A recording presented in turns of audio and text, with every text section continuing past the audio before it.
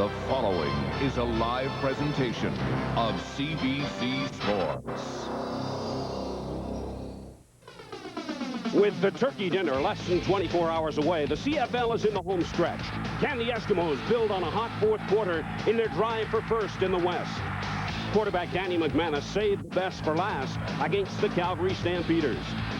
Danny Mac used the magic of the other Flutie to absolute perfection. Tradition won't allow the Bombers to roll over and play dead and to force the likes of Shawnee Peoples on defense. His team won't see the playoffs, but Milt Stiegel has posted career best numbers in '97. Ron Williams and the boys know the game ain't over till you know what.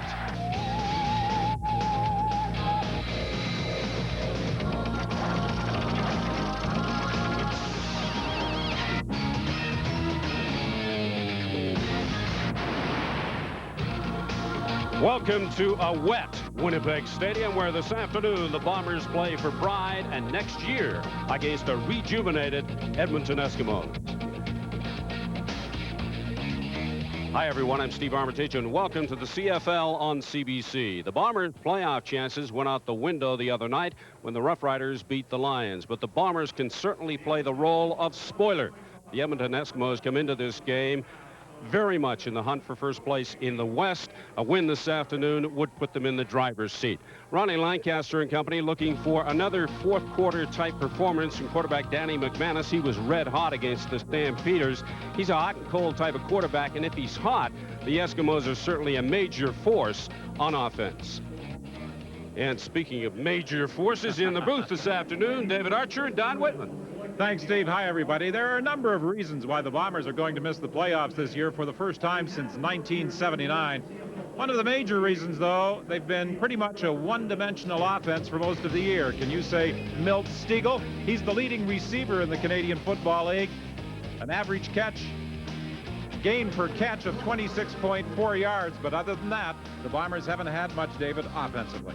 Well, the highlights for the defense have been linebackers Bruce Dixon and Willie Pless. Combined, they have 162 tackles, 9 sacks, and 2 interceptions. They've played at a much higher level on this uncharacteristically soft defense. Everybody else must raise their level if they hope to make the Grey Cup. And what do you look for this afternoon as to what these teams will have to do to have success? Well, Edmonton would like to play 60 minutes. Played a great second half against Calgary. Put 60 minutes together and get back to the disruptive force they normally are on defense. For Winnipeg, they must run the football.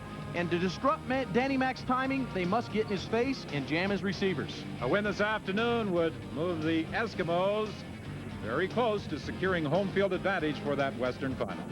And for my confreres in the booth and for you at home, not that you needed reminding, the Grey Cup game is just over a month away, and at halftime we'll tell you why it was shifted to the City of Champions. It's a wet but relatively warm day in Winnipeg. The cold front apparently is on its way. The temperature is dropping, and hopefully the called for gusty winds will not appear.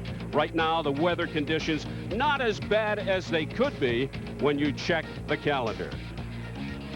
Now for first quarter action here at Winnipeg Stadium, the Eskimos and Blue Bombers. Let's go to Don and David. Ron Lancaster realizes his team can take a major step towards securing home field advantage and a first place finish in the West. They took a big stride towards that objective with their overtime win against the Calgary Stampeders last week.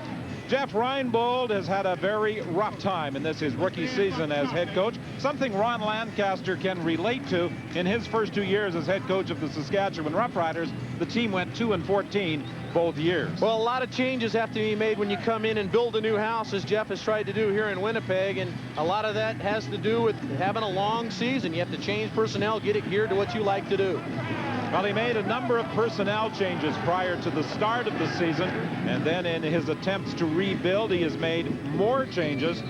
When you talk to the players, they all speak highly of the work Jeff Reinbold has done. Sean Fleming kicking off. The Eskimos won the coin toss. They deferred their choice until the second half.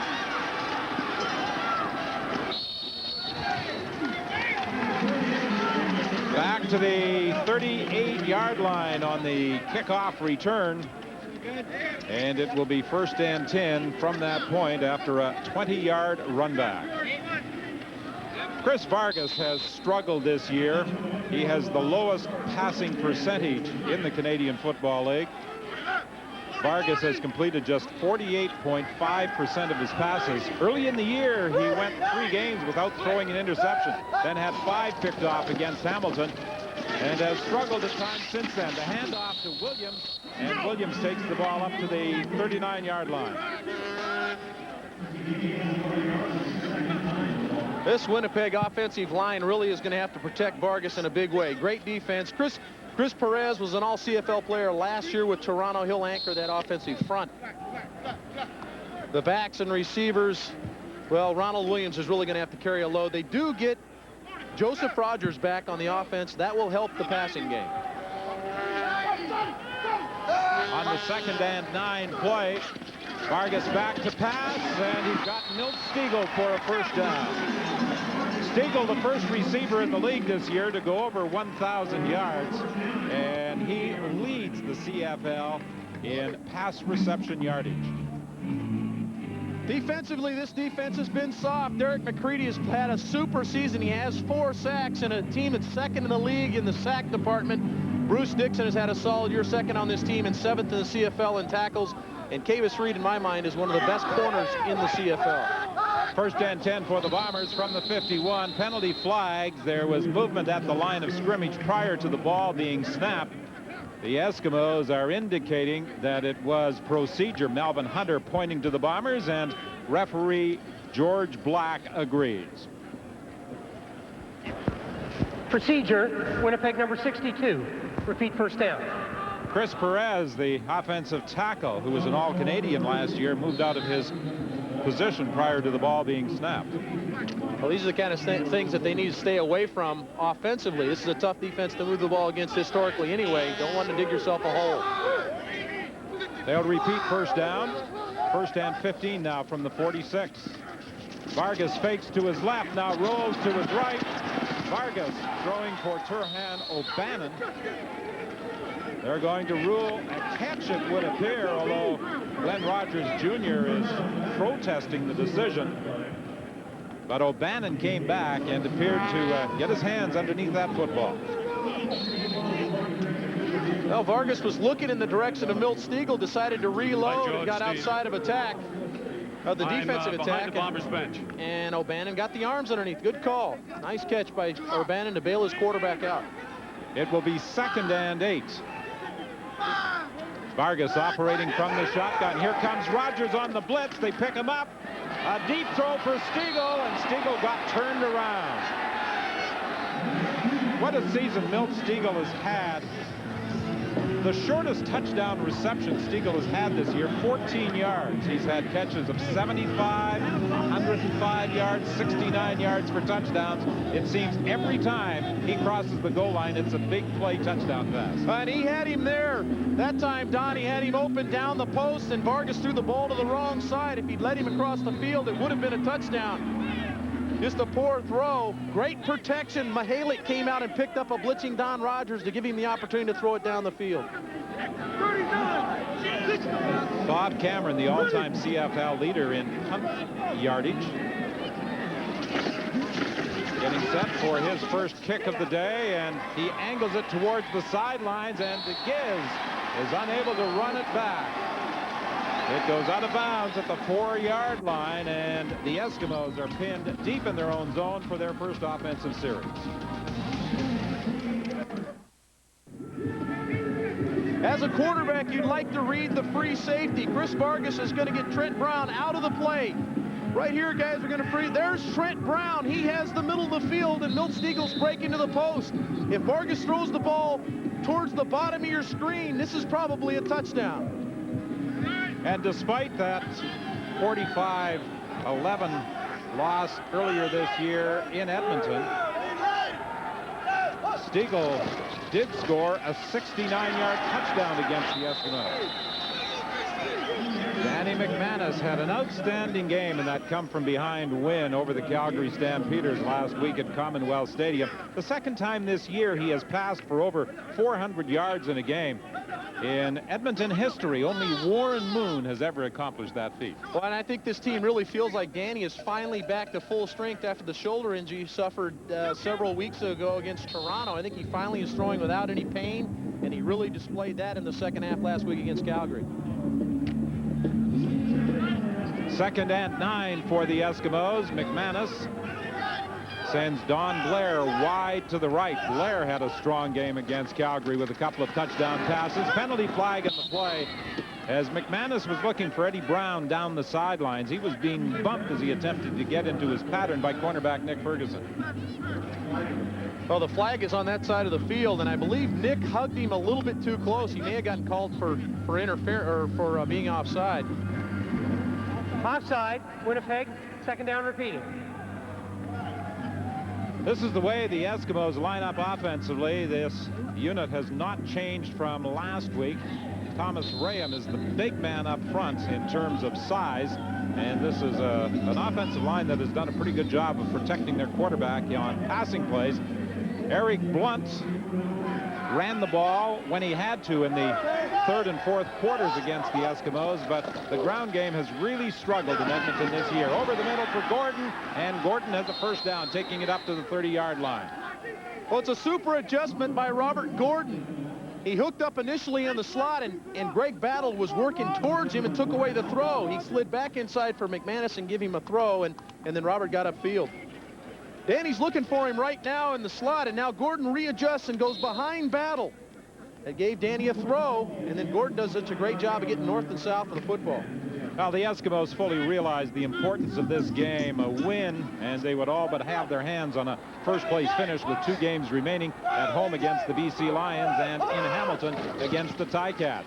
1st down play, and Blunt is the ball carrier, and he gets across the 30 to about the 32-yard line. Last year, he was a 1,000-yard runner. And these are the people that Blunt and the Eskimo offense are working against. Emil Ekiyor is in the lineup. He's played 2 previous games this year. Dwayne Knight also returns at a linebacking position. And Shannon Garrett is back at a defensive halfback spot.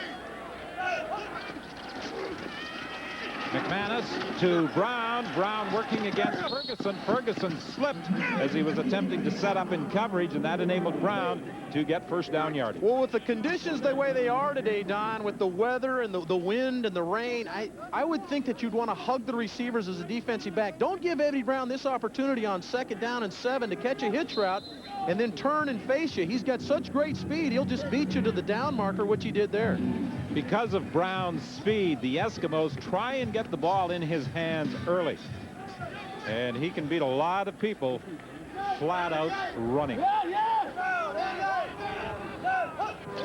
1st and 10. Remember, this drive started from the 4-yard line. It was intended for Sellers, and he was overthrown. You have to like this young man. He's played a variety of positions for the Eskimos, a defensive end, a defensive tackle, a linebacker, now operating from the fullback position. And although it wasn't evident on that pass, they say he's got pretty good hands as well. He really does, Don. He's made several circus catches since he's been moved to fullback. And to talk about his abilities to do things on the other side of the ball, has a sack, a forced fumble, and an INT. So he can do it all for this team. It will be 2nd and 10. The ball is at the 42-yard line. Hand off to Sellers. Sellers puts his head down and tries to take on some people, but is stopped short of the 1st down at the 45-yard line. When we talked about Sellers, a former Edmonton Eskimo, Freddie Fleming, now the assistant to the general manager of the Denver Broncos, is here at this game, and they're taking a look at this young man as a possible tight end in the NFL. And I think it's a good look. This is a guy that is 6'3", 250 pounds. You see how well he runs with the football, and not only that, in the NFL, he would have to play special teams. He's one of the top special teamers on this team with 13 tackles. Fleming has averaged 39.7 yards per punt this year, but what Lancaster likes about his punting is the fact he gets the ball so high. So the net punting average is very good, and there's another high punt as Davis fields it, and Davis has nowhere to go. And you talked about Sellers and his special team work. Number 33 was there to bring down Davis, and there are penalty flags on the play. We'll sort it out when we return. Welcome back to Winnipeg Stadium. At the beginning of the game, we told you about that cold front that was moving in. The players on the bench are getting the protective gear out. The temperature has dropped considerably, and the wind has picked up. It is gusting. It's cold. Yes, this cold front moving through, and the temperature is dropping, which is not abnormal for this time of year. Williams, the ball carrier, his first avenue was blocked, so he tried to go wide and got back to the line of scrimmage, and that's it. You know, we talked about Mike Sellers making a lot of plays, and he came down and made that tackle on the last punt return. These are the kind of things that scouts look for. Him hustling down the field and puts a super lick on Davis on the return.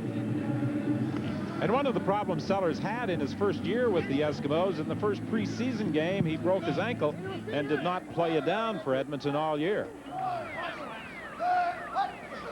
Vargas operating from the shotgun. Here's the pressure, and that pass is thrown into open territory as Vargas was simply trying to get rid of it. You know, you made an interesting observation in watching some of the early pregame warm-ups, and Chris Vargas, he was out throwing without shoulder pads. Danny McManus and Jimmy Kemp both had shoulder pads on. That's the way I always warmed up. I believe that you want to warm up the way you're going to play. Now, there's some other guys that don't do that and have been very successful in this league. Damon Allen is one of them. Damon never wears his shoulder pads out before the game, but I really feel like it gets you acclimated to what's going on, especially if you're struggling at quarterback. And if it is raining a little and you get used to the extra weight of the jersey when it's wet and the shoulder pads. Here's the third down punt by Bob Cameron. Don Blair looking for some blocking help, and Blair takes the ball back to the 29-yard line. Well, Danny Mack had the hot hand last week against the Calgary Stampeders in a fourth quarter comeback, and what does he feel he has to do today against Winnipeg? We had a great game plan for Calgary. We just weren't hitting on all cylinders, and a lot of it was falling on my shoulders, not making the plays. But I think the last 15 minutes is something, as an offensive unit, we're looking at to keep doing that for 60 minutes. And it's just something that we saw that, as an offensive unit, we're the ones that keep shooting ourselves in the foot. If we can just get out there and play our brand of football and let the defense do what they've been doing all year, things will work out for the Eskimos. Well, McManus and the Eskimos have better field position for this offensive series than when they started last time back at their 4-yard line. This is Eric Blunt, and Blunt struggles for about 7. Well, this offensive line also turned it up in that final 15 minutes in overtime last week against Calgary, and they've started off with some of the same vigor that they ended the game with last week. That will run. You credit Eric Blunt with the yardage, but the offensive line continued to push and pull, and they ended up picking up 7 or 8 yards on the play. Veteran center Rod Connop.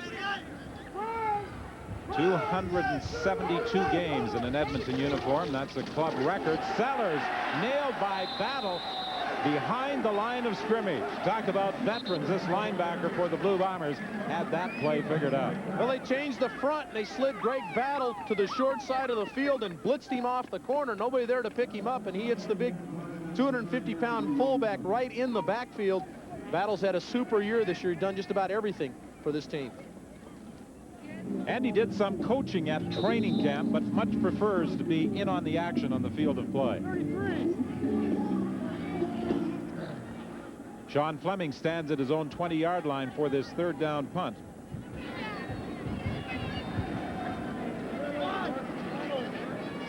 No score with 5:33 remaining in this opening quarter, and he was rushed. There are penalty flags on the play. A short kick, and it's fielded by Kavis Reed of the Eskimos at the Winnipeg 54-yard line, but there was contact with Sean Fleming. I'm not sure whether it was Milt Stegall or not. It appeared to be, and this will give the Eskimos a first down. Contacting the kicker is probably going to be the call.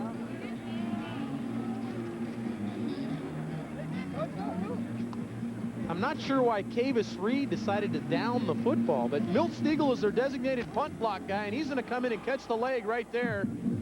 He's blocked one this season that was returned for a touchdown for Winnipeg, and he works on that. That just shows you what this league's all about. Here's their superstar wide receiver, but he's their designated punt block guy, and he can do a lot of things. But I'm not sure why Kavis Reed came down and grabbed the football, because that might affect the roughing the kicker call with an offsetting penalty situation. Ron Lancaster probably wondering about that Kavis Reed decision as well. Contacting the kicker, Winnipeg number 85, no yards, Edmonton.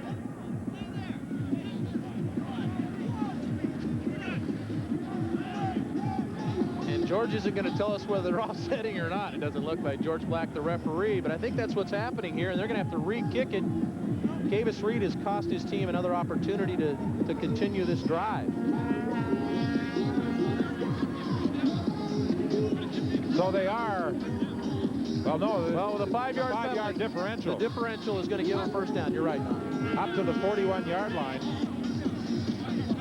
But you see Kavis Reed pointing at himself right there. He says, hey, that was a stupid play, and I know it. You learn something every day, and Kavis did there. Is this where Kavis tries to hide from Ron Lancaster? He's had such a super season. I think a little mistake like that hasn't resulted in turning the football over is going to be one that'll be overlooked.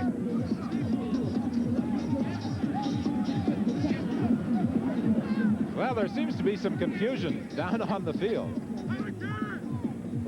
Well, the referees are the most confused of the bunch. They don't know which group is on the field. They had initially moved the football up to the 41-yard line. Now they're moving it back to the 30-yard line, and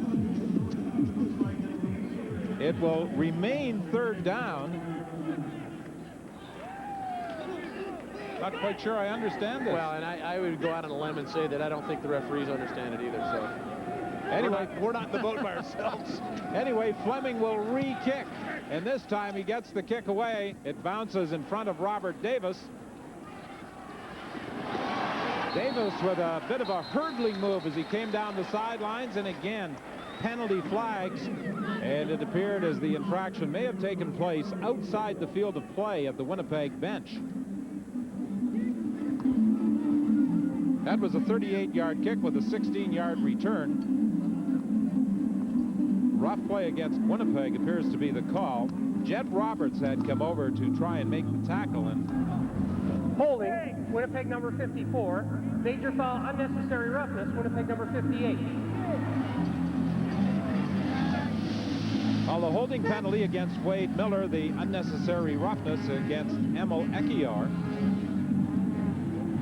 And this is ridiculous here, Don. This is a team that's struggling, and these are the reasons why they're struggling. Stupid mistakes on penalties, turning the football, but this is ridiculous. There was no reason to make the hit that happened with Ekior, and now there's a team who had the ball at midfield or on Edmonton's side is clear back on their own 17-yard line. And I believe that the roughing penalty against Ekior took place out of bounds.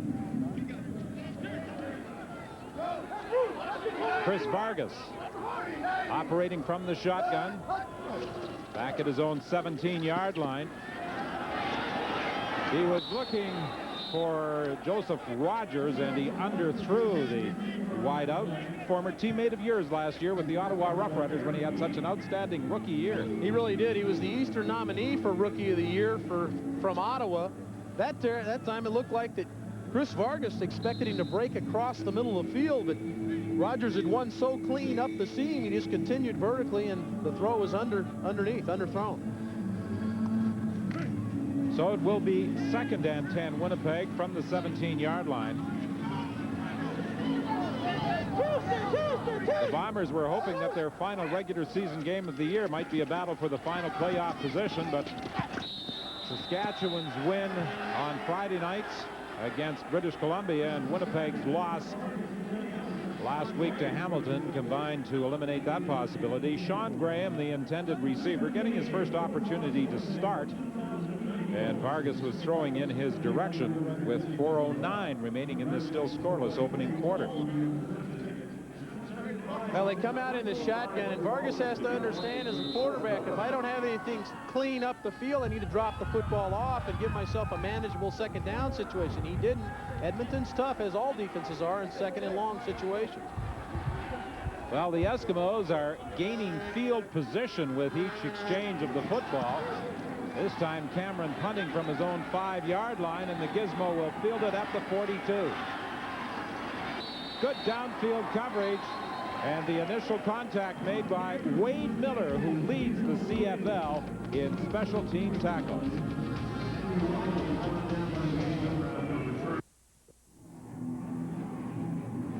Raymond Filya, who is at training camp with the Winnipeg Blue Bombers, warming up on the sidelines. Jeff Reinbold was saying that he would give him a series, or attempt to, in each quarter of this football game. This will be his first pro start. He moved into the backup position behind Vargas when Kevin McDougall was released earlier this week. And I think this is happening maybe a little sooner than they wanted it to, because Vargas has started off so slowly.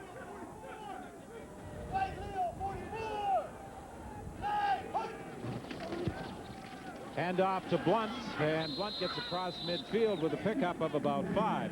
Now, going back to that third down punt and the no yards where Cavis Reed grounded the football, contacting the kicker 10 yards, and the no yards infraction, a 15-yard penalty. Initially, they had marked it off 5 yards the other way. Then they reversed the decision correctly and took it 5 yards back. So the offsetting 5 yards resulting in the Eskimos being forced to re-kick. Well, good for them to get together and sort that one out, because that was pretty confusing. Sellers again, and he's stopped right in his tracks. He drew a crowd as he attempted to pick up a first down. And the Eskimos are forced to send out their punting team again. Glenn Scribner was one of those in on the stop. This is a draw play to Sellers. Interesting call. Glenn Scribner stunts right into the play, looping around, stunts right into the hole. Interesting call on 3rd and 7. This is a team that's Edmonton's second in the league in passing the football, but they've decided to stick with the run so far in the early going.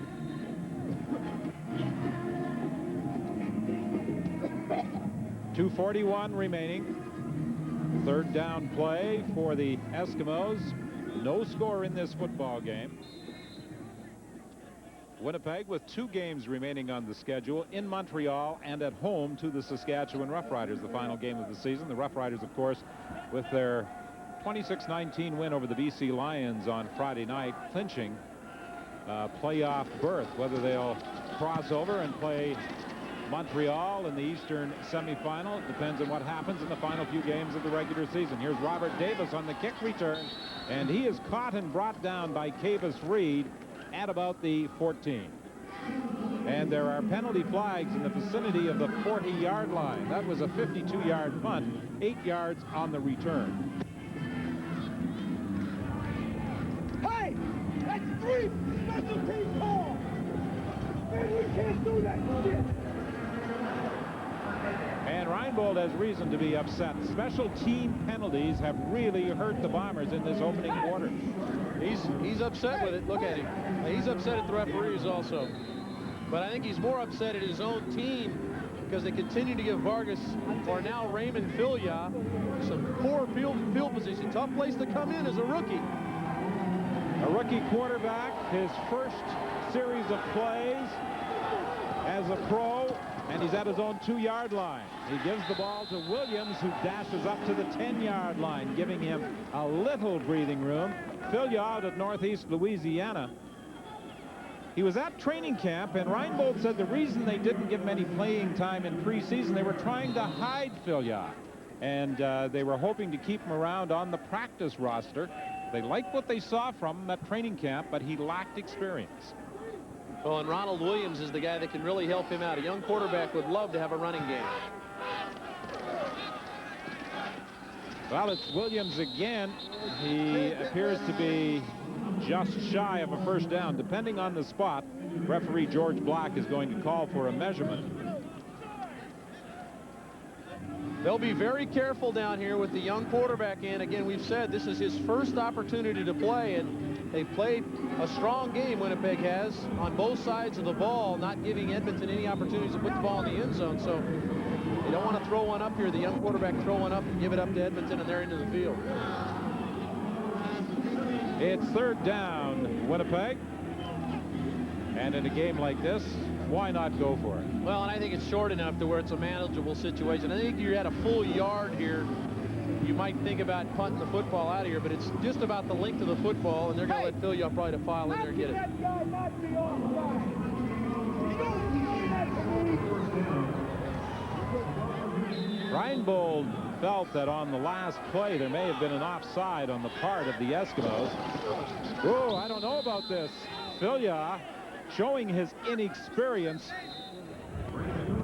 on the third down gamble that's going to result in another measurement. Well, you said it, Don. He showed his inexperience there. He stepped back and actually looked for a crease. When you have that much yardage to go, just the length of the football, you just fall forward behind big Dave Van Conant. You see him step and slide to the right side, and I'm not sure he got there. The Eskimos don't think he did. Oh, this measurement is very close. The spot can be critical at times. And the Eskimos have held. Boy, you couldn't get a tissue paper between the end of the measuring stick and the football. And the spot can be so critical, and that backwards movement before charging into the hole undoubtedly cost Filia on the first down. I think you're exactly right, Don. If he'd just fallen behind big Dave Van Conant, I think they would have had the first down. Let's remember the defensive line is a yard off of the football, so they should have been able to pick up the 8 or 10 inches that they needed to get the first down, but the backward step cost him a little yardage. So now the Winnipeg defense will be tested. First and 10, Edmonton from the 12-yard line. McManus looking. And the pass out into the flats. Intended for Don Blair. Defended by Brandon Hamilton. It was a dangerous throw by Danny McManus because Brandon Hamilton collisions Blair outside and really doesn't go anywhere. And Danny offset threw the ball outside. No real chance for Blair to make the play. So good coverage by the Winnipeg secondary. It will be second and 10, Edmonton from the 12-yard line. Eddie Brown lines up wide to the left. McManus operating from the shotgun. McManus looks to the end zone. Incomplete, intended for Gordon, and he overthrew him. You know, last week, when Edmonton was having success in the second half in their comeback against Calgary, they were operating a lot, and McManus was throwing from the shotgun in the hurry-up offense. I love the hurry-up offense because I think it really locks you in defensive, locks the defense in. They can't change as many things. You'll have a few calls you can get to, but it really limits what they can do as far as blitzing and stunning and doing those sorts of things, lock them in coverage-wise. And I think that one of the guys that's best at that is Doug Flutie. If he sees his offense get stagnant, he immediately goes to a no-huddle situation and really moves his team. McManus has missed his last 3 passing attempts. In their previous meeting on August the 7th, he passed for 497 yards against Winnipeg. Fleming's field goal attempt from the 18-yard line, and he splits the uprights for a 3-0 Edmonton lead with just 7 seconds remaining in this opening quarter. Ron Lancaster had concerns coming into this game about how his team would respond after that very emotional win against their arch rivals, the Calgary Stampeders, and how Winnipeg might play in a go-for-broke, nothing-at-stake type of game. Well, pride has a lot of meanings, and when you're a football player and realizing that every time the film is sent out to other teams, you're signing every play as a football player. Winnipeg has come out here and played with some vim and vinegar, really, and Edmonton has been a little indifferent so far. Yeah, and so you got to think about stepping outside and now 3 can bring you down as long as it's not a back, all right? Talking about defensive adjustments, that Nick Ferguson, the corner, talking about when he's supposed to go inside or whether he's supposed to stay outside and wait for a receiver to come to him. And those are some of the problems this Winnipeg defense has had. They've blown some coverages. So far today, they've been solid. Winnipeg, a team that goes with 5 imports in the secondary.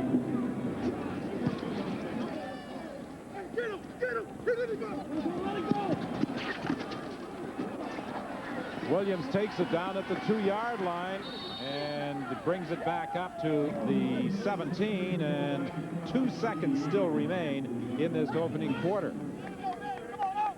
That was a 71-yard kickoff, 15 yards on the return, and now Chris Vargas is going to return to direct the Winnipeg offense. So Reinbold is doing what he said, letting the rookie go in for 1 series in the opening quarter. Well, I don't know how much of a taste he got on the first series. He handed off twice and ran a quarterback sneak, so I'm not sure he got a lot of taste of the game so far. So Vargas has replaced Filya, 1st and 10. From the 17-yard line, the fake to Williams. He was looking for Bruce Boyko, incomplete. And that will also, barring a penalty flag, complete the opening quarter here at Winnipeg Stadium, with the Edmonton Eskimos leading on a Sean Fleming field goal.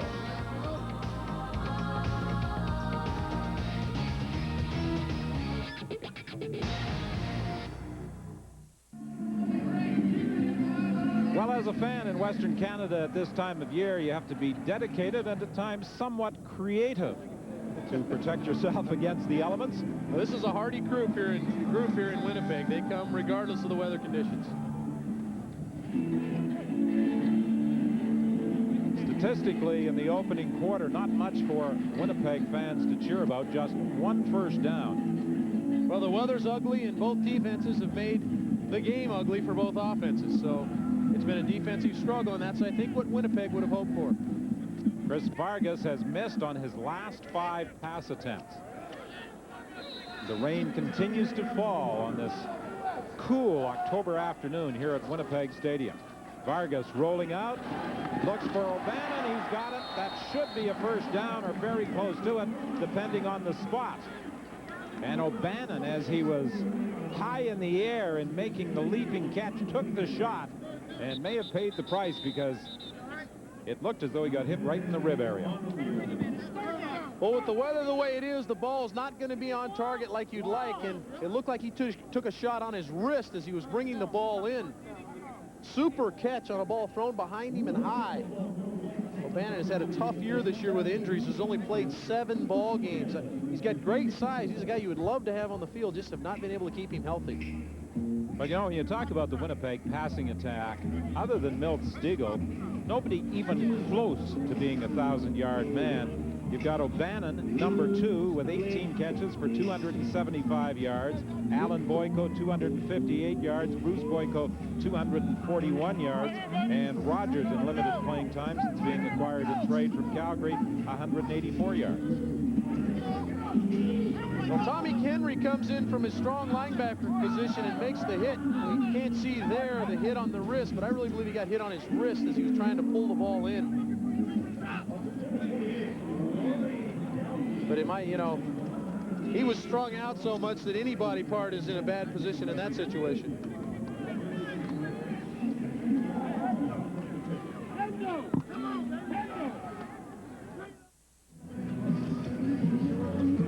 Turhan O'Bannon in some pain as he gets up and makes his way off to the Winnipeg bench.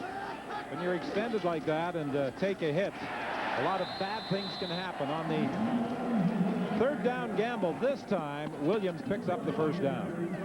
Well, Ronald Williams is your featured back, and he sticks it up in there. He's done a great job when he's been on the field. He had some problems earlier in the year with some things off the field that put him on the bench, but now that he's gotten back in, he's doing the things he does best, and that's run the football. He had a big game early in the year against the BC Lions in a loss to BC when he carried 26 times for 190 yards. And off to Williams again. Glenn Rogers was ready, and there is also a penalty flag on the play. It's a holding infraction against the Blue Bombers.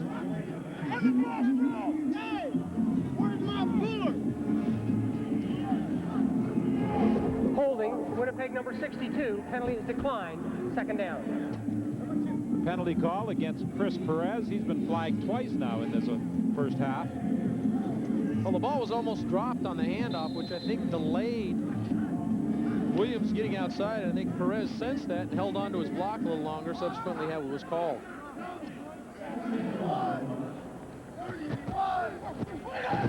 Second and 11 for Winnipeg. 3 receivers wide to the left. The pass goes to the other side for Sean Graham. And it was Derek Beattie who was defending against him, and there is also a penalty flag on the play. Sean Graham has had a series of nagging injuries ever since he came to the Winnipeg organization. Offside, Edmonton number 39, repeat 2nd down. The offside call against Willie Pless. But Graham has never really developed as people thought he would when he came into the league. He's got such great size, but as you alluded to, Don, the injuries, he had a dislocated finger one year, had a broken hand one season, limited playing time, just special teams. Really, this is his first opportunity to play some receiver. Sean Graham out of the University of British Columbia. Vargas is intercepted. The ball is picked off by Beatty. It was intended for Sean Graham, and Beatty was all over him, and the Edmonton Eskimos come up with a big theft in Winnipeg territory. The University of British Columbia producing some quality receivers. Vince Danielson certainly comes to mind in Calgary. And that's how Winnipeg found Sean Graham. They were actually there scouting Vince Danielson, but Sean Graham kind of let his quarterback down there. He was running a slant route. Vargas is under heat. He's going to let it go, throwing to a spot, hoping his receiver will fight across the face of the defensive back, and Beatty beat him to the spot and won the ball. So it's 1st and 10 for the Eskimos. They are at the 38 of Winnipeg, leading by a score of 3-0. McManus operating from the shotgun. Gordon can't catch up with the throw. It will be 2nd and 10 Edmonton. Well, it's great to see Beatty in the lineup after what appeared to be such a serious injury in the Labor Day game in Calgary. He really did. He took a shot from one of his own players, actually. Cavis Reed was the one that ended up hitting him on the play, and whenever you have a neck injury or something up in that area, it's scary, but the doctors and everybody took care of that in a great way, and he's back playing. It's good to see him back on the field. He's a good player. Well, he went to a hospital for a checkup on that Labor Day game and then was able to accompany the team back to Edmonton. Fortunately for Beatty and the Eskimos, Gordon to the left, Gordon to the right, both incomplete. Danny McManus hasn't looked sharp, and of course last week against Calgary he didn't look sharp in the first half either. No, he's so streaky, but the weather's so bad, and this is a ball he had to throw high and out of bounds because Davis was breaking on an interception angle, and had he put that down where Gordon could make the play, Davis would have taken it the other direction for 6. So more of a throwaway there for Danny than anything else, but he has not looked sharp. And the scary thing for Winnipeg, though, is last week he went 23 of 29 in the second half for over 300 yards. He's missed his last 5 passing attempts, and his last 3 throws have all gone to Robert Gordon. A field goal attempt for Sean Fleming from the 45-yard line with 12:11 remaining in the first half. This kick is wide. Stiegel in the end zone is going to drop to a knee and concede the single point. Well, Ron Lancaster can't be too pleased with what he's seen so far from his first-place Eskimos. Welcome back to Winnipeg Stadium, where the Eskimos lead the Blue Bombers 4-0. O'Bannon took one for the team there. He took a helmet in the chest. It's not his ribs or his wrist, as we first thought. He just took that helmet right in the middle of the chest. He was in considerable pain, but David and Witt, I think he'll be back. Well, he's on the bench resting at the moment.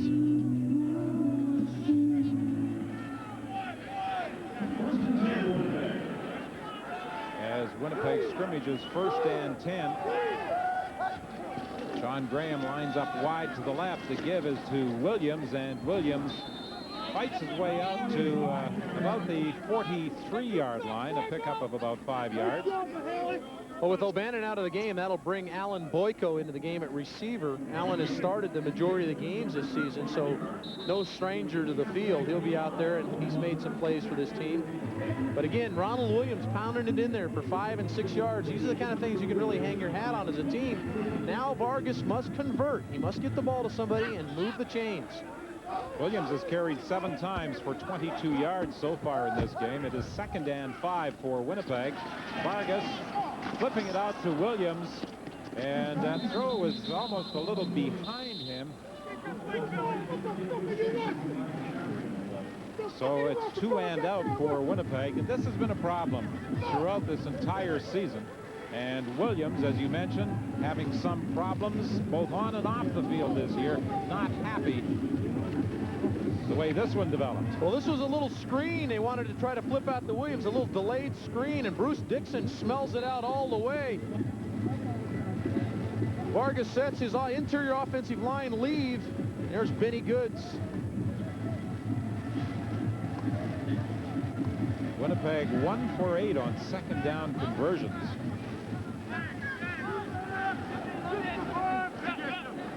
have Cameron punting from his own 30-yard line. It bounces to Williams. Williams gets away from Pitcher. Pitcher gets back into the play and manages to get a piece of him and assist in the tackle, along with Bruce Boyko. A 41-yard punt, a loss of 4 on the return. Well, there's some guys on the team that their only job is to actually play special teams. They're backups in other roles. David Pitcher is the backup at fullback to Bruce Boyko, but his job is to run down on kicks and force plays, and he did a great job there in getting down and not really giving Giz anywhere to run with the football. Wade Miller is the key to that special teams. He is the leading tackler in the CFL of special teams. 27 special team tackles coming into this game, and he had one earlier for Winnipeg, but also took a costly penalty. On the exchange from center, McManus fumbles the football, and Shante Peoples is on him quickly. Well, Danny McManus is quick to take the blame for Edmonton miscues, and I'm sure after this one he'll be saying that he struggled in the first half. Yeah, but again, we've talked about how he just comes on. That's he's right. so streaky, but I really think that the offense has come out here pretty indifferent. Everybody kind of playing listless offensively for Edmonton. Those are the numbers McManus posted last week against the Calgary Stampeders in that first-place battle at Commonwealth Stadium. This one was thrown into a crowd. It was intended for Gordon, but there were 3 blue jerseys around the Edmonton receiver. They put their 3 featured receivers the same side of the field. Eddie Brown, Darren Flutie, and Robert Gordon. Danny Mack stands tall in the pocket and tries to stick it into Robert Gordon, but the 3 receivers you see are all standing around each other. Not real good spacing there. Mack does a great job of standing in the pocket, just sidesteps Tyrone Rogers and makes the throw, but the rush was not allowed him not to put much on the football. The Bombers should get the ball back in pretty good field position. Sean Fleming, a driving type kick that is taken by Davis at the 45-yard line. Davis with a bit of a spurt, and he gets into Edmonton territory at the 48 with 9:16 remaining in this first half, and Edmonton leading by a score of 4-0.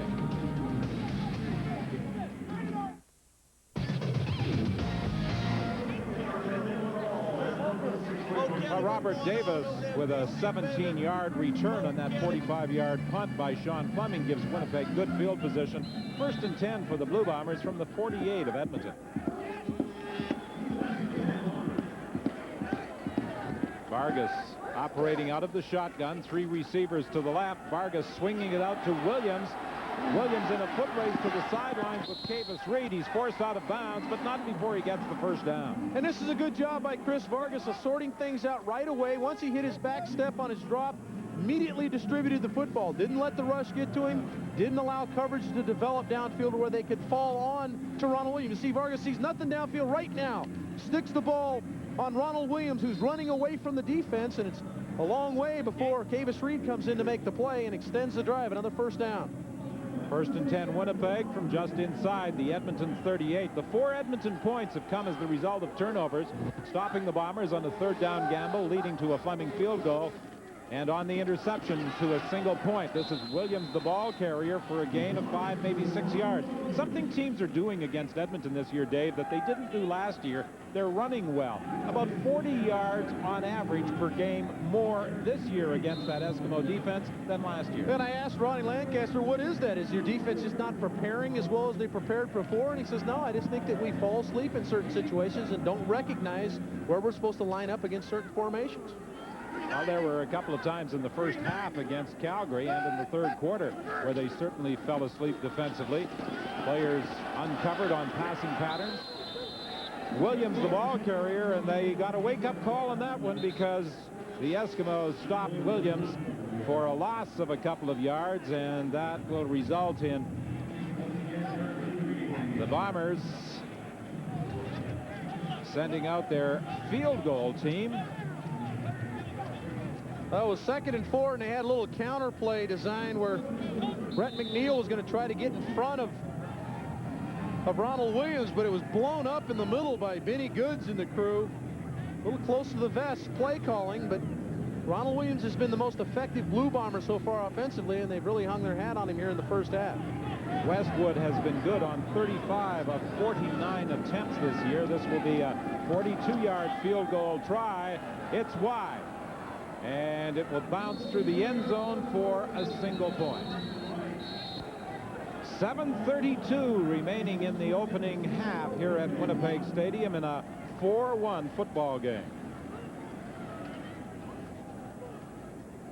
Well, Grant Carter was a late addition to the Winnipeg Blue Bomber defensive unit, and he has these thoughts about what he and his teammates will have to do against Edmonton today.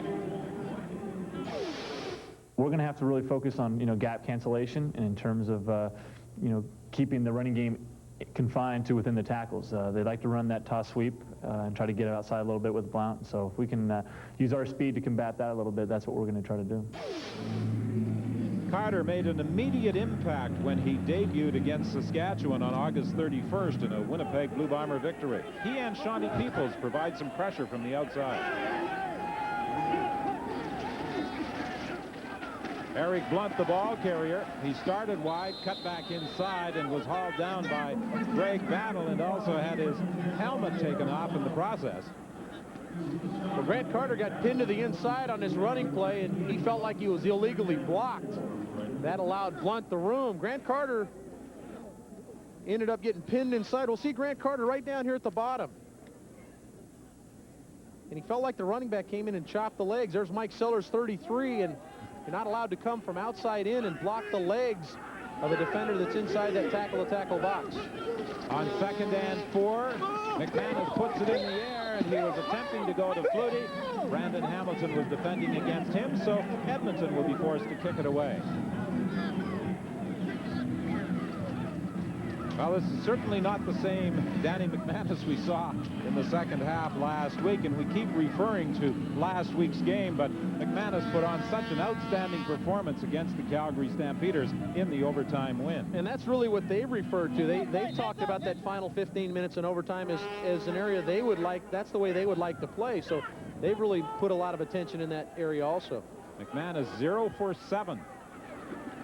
On his last 7 passing attempts. High punt by Fleming. Davis had some problems finding the ball, and it's going to bounce back into the end zone. And he is going to concede the single point as the Eskimos regain their 4-point advantage with 6:13 remaining in the first half in this low-scoring affair at Winnipeg Stadium. Well, our Thanksgiving Day feature tomorrow comes from McMahon Stadium in Calgary as the Stampeders entertain the Hamilton Ticats. When these two teams met on September 21st at Iberwin Stadium in Hamilton, it was a close one. The Stampeders prevailing by a score of 25-21. Rogers makes the catch at the 40-yard line for a gain of 5. The wind has increased in velocity. The rain continues to fall. And Robert Davis could probably be excused for having difficulty with the 3rd down punt by Sean Fleming, in that once the ball got up there, that high punt, and it may have floated and changed directions on it. That's a swirling wind here at Winnipeg Stadium, which will also affect the passing game. You got to go to a short passing attack. Now that allows the defensive back start hugging the receivers.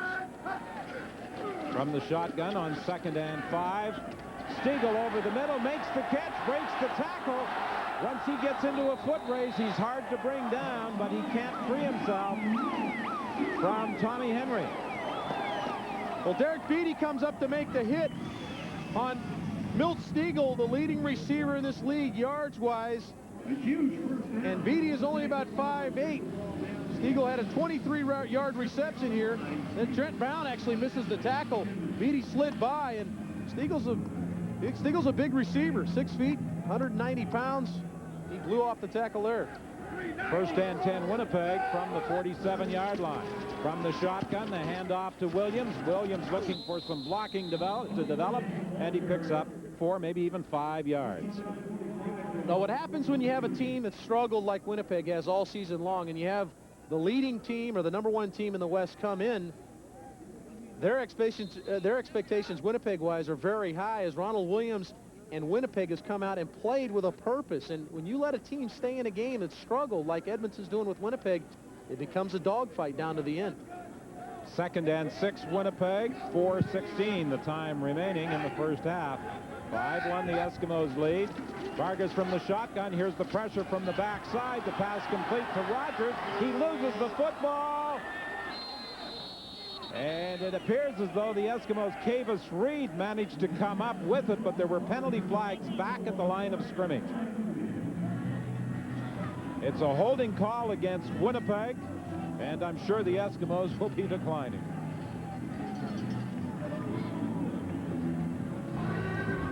Holding, Winnipeg number 60. Penalty is declined. First down. They flag center Dave Van Conant. Oh, Vargas sees blitz and throws underneath. Super job of Joe Rogers to break the Bruce Dixon tackle, but Willie Pless, always the ever-present Willie Pless, there strips the football out. Watch Pless hunt the ball, see the hand come in with a purpose to strip it out of there, and Kavis Reed, and in comes Bruce Dixon, who had been beaten on the play coverage-wise to make the recovery. Pless with 1,008 career tackles in the CFL. Blunt, the ball carrier, fighting his way to the 40-yard line, a pickup of 6.5 yards. And even here in the press box, we can tell that this temperature has dropped in the last hour or so. Well, this is the worst kind of weather to play in as a player. You can play with snow, and you can play with cold, and you can play with rain, but when it's cold and rainy, the hands begin to freeze. Yeah, and windy. The hands really get kind of stiff, and I think that might have happened there with Joe Rogers. 2nd down, and Blunt has some room as he gets to the outside. He manages to stay on his feet as he dances down the sidelines into Winnipeg territory at the 45-yard line. 3:13 remaining in the first half. We got a great shot of this play from the end zone. Mike Sellers, and there's Leo Groenwagen pulling out and making the block. And this is an area that they would really love to get going Edmonton-wise, to try to make a drive towards the Grey Cup. Really need to run the football in November when it comes time to win a cup. 25-yard run for Blunt, and this is Sellers on first down, putting his head down and stretching for the 40-yard line of Winnipeg. A gain of close to 5 yards. 2:56 the time remaining in the first half in a 5-1 Edmonton Eskimo lead.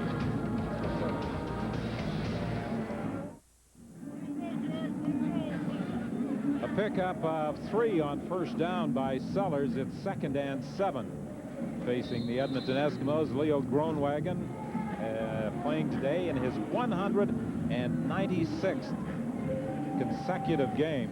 He's never missed a game in his pro career, and Ron Lancaster was saying that he may be the team's best offensive lineman. Well, that's phenomenal to play 196 consecutive. That's unreal. McManus on 2nd and 7 down the sidelines for Blair, and he can't catch up with it. He was in a foot race with Reggie Carthon.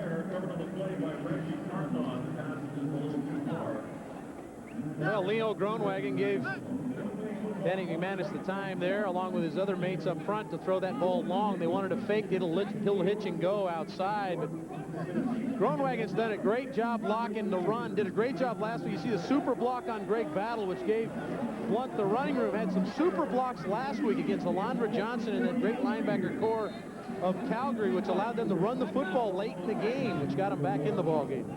Groenwagen's had a super year. Davis goes back to his 5-yard line for this 3rd down punt by Sean Fleming.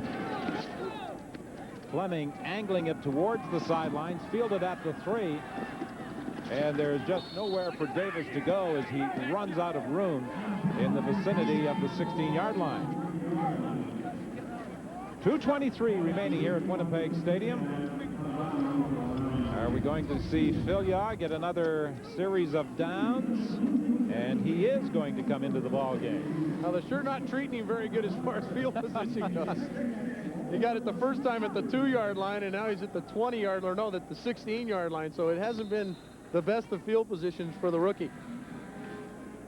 But on the positive side, he's got the wind at his back on this play at least. Well, on this play, you're exactly right.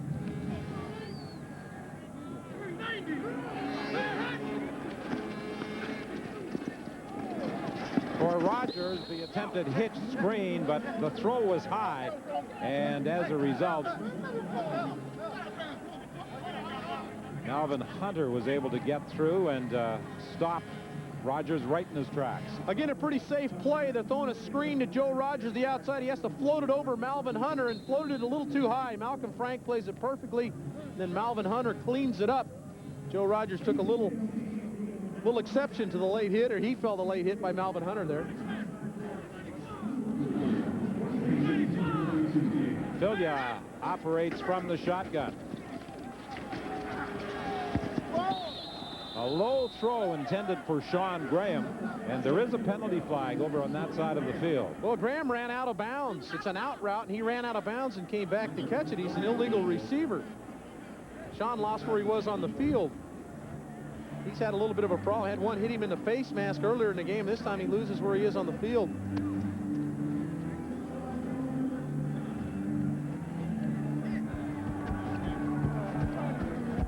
Illegal participation, Winnipeg number 88. Penalty is declined, third down. Good call, Dave, as Sean Graham went out of bounds on the far side of the field. If you're forced out, that's a different story, but he went out on his own. He was running the out route to the wide side of the field and just lost where he was on the field. This field's 65 yards as it is. I think it's wide enough. Cameron standing back at his own 1-yard line. One thing he has done this year that has perhaps reduced his average, he's been angling the ball more than he has in the past, although this one he drives straight up the field. Fumbled by Williams, and all he can do is drop on it. As a matter of fact, Cameron is the only punter in the league this year without a single. Well, he has completed 2 passes this season. He's 2 for 2 on the year throwing the football, and he's extended 2 drives and kept them alive throughout the season. He's the Canadian Rifle, isn't he? The Acadian Rifle, Bob Cameron, and he, when we talk about consecutive games, is playing in his 304th consecutive game. Yeah, we were talking about Groenwagen with 196. 303 is unbelievable. Kickers are in a little different position than offensive linemen. Brown takes the pass and can't get away from Ferguson over on the far side of the field. Forced out of bounds after a pickup of 3 with 1:44 remaining in the half. I think the conditions here are definitely playing havoc with the passing game. Danny has not been sharp, as he wasn't sharp last week, but you can really see him trying to fight. He's really fighting the conditions. The ball's wet, the wind's blowing, the worst conditions you possibly have as a quarterback. I think Danny McManus, in my mind, is the best bad weather quarterback in the league, but he struggled here in the first half. Eric Blunt, the ball carrier, and Blunt is going to be very close to a first down, brought down by Garrett.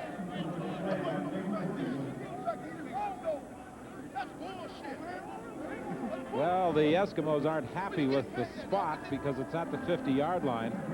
At halftime, we'll feature the preparations going on in Edmonton to get ready for the Grey Cup game on November the 16th. And we'll take a look at the first half of this football game. Not a whole lot to analyze, Dave, in a 5-1 Edmonton lead. Just good, solid defense, and the weather has played a factor.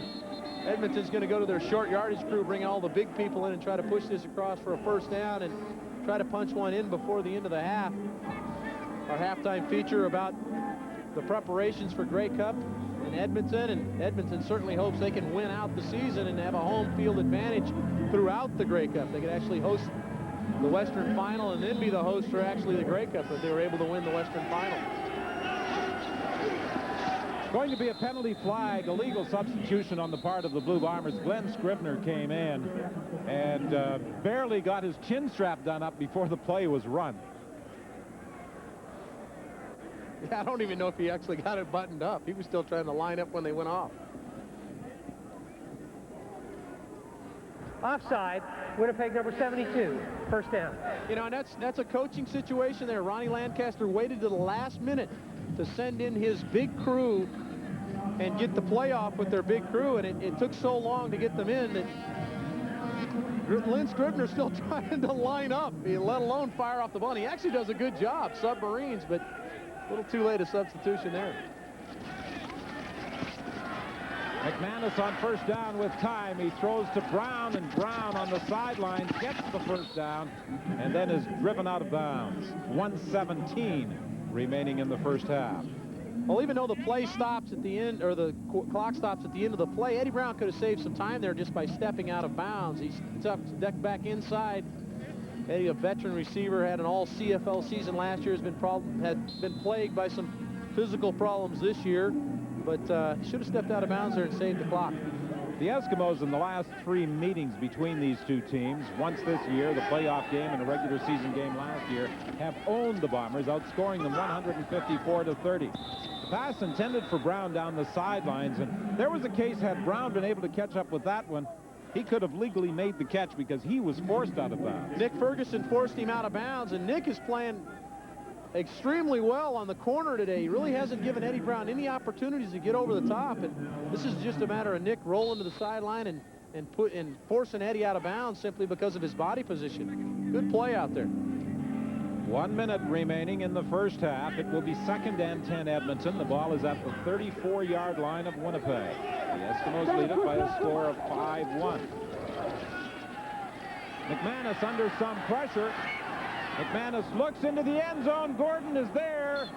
And Brandon Hamilton was able to recover just at the last minute. I don't know whether he got a hand on the ball or whether it was just underthrown. Well, I think the weather definitely played a factor on this throw. Danny has Gordon early on the play, and then he has him again late. And just couldn't get the football out there. He sets up and he feels a little pressure to the front side. Carter gets elevated, takes away the throw. Now Danny sees Gordon open in the end zone, and you can see the way the ball's flooded. I think the wind held it up a little bit. It was underthrown. So Sean Fleming will come in to attempt another field goal, this one of 41 yards. He missed from 45 earlier in this quarter.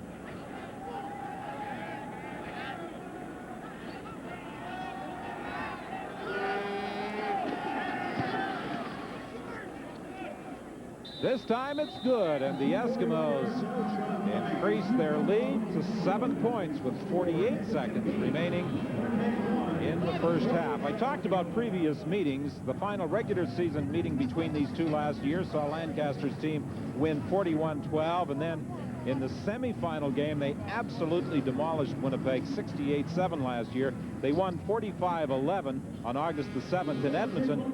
Strangely enough, in that game, Winnipeg led 10-3 after the first quarter. And then the ceiling fell in. Vilja had his one series, and now Vargas returns to direct the Winnipeg attack. 1st and 10 from the 35. A slow developing play in the handoff to Williams as he battles up near the 40-yard line. That's a draw play, and a lot of times when you have this much time left in the half, what you'll do is try to get a positive play, a running play. If you get a big gainer on it, that'll pop for 10, 15, 20 yards, then they would immediately rush the line of scrimmage and try to get something going. It's a little counter. See the two linemen pulling inside.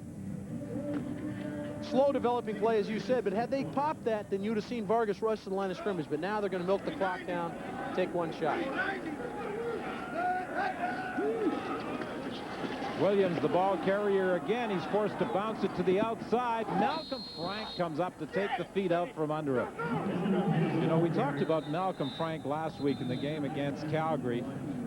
He's an underrated cornerback in the CFL.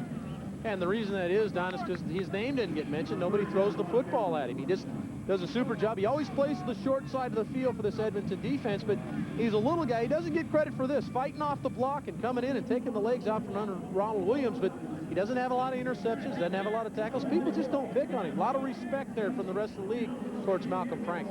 Well, you may recall a play earlier in this quarter where Frank was defending against Rogers on the hitch screen. Malvin Hunter made the tackle, but it was because of Malcolm Frank making the play that enabled Hunter to make the tackle. You're exactly right. Malcolm Frank does a great job at that short side of the field, understands how to play it. He's forced 2 plays now, the screen and there the run to Williams. 3rd down punt by Cameron. The Eskimos were going for the block as Miller came up the middle. Williams is going to let it bounce, and he's got David Pitcher trapped inside the 5-yard area with 6 seconds remaining. Williams was watching the ball bounce, and the moment he saw that Pitcher was only about 3 yards away, No yards. scooped up the ball. Number 37, first down. Well, with only 6 seconds left in the half, I think that's a good play by David Pitcher. Why give the best returner in the history of the game an opportunity to crack one because you're too far away from him? Go ahead and take the no yards penalty. There's only one play left here. They're clear out by midfield, so I think that was a good job of maybe squelching maybe a huge play by Gizmo Williams. There isn't much. A guy who has returned 829 punts for 9,606 yards and 25 touchdowns hasn't seen or done in his returning career. You're exactly right about that. I think that, and everybody that plays against him realizes that also. 6 seconds remain in the half. Sean Fleming is going to punt the ball for Winnipeg, and Reinbold has called a timeout. Well, he realizes there's a multitude of things that can happen here. They're trying to get themselves a point before the end of the half. And they weren't deployed properly defensively, so Coach Reinbold called the timeout to get the proper people on the field to combat this situation that Edmonton has presented them. They are going to send Stiegel and Boyko back. And on first down with 6 seconds remaining, Sean Fleming is going to be punting from his own 37-yard line.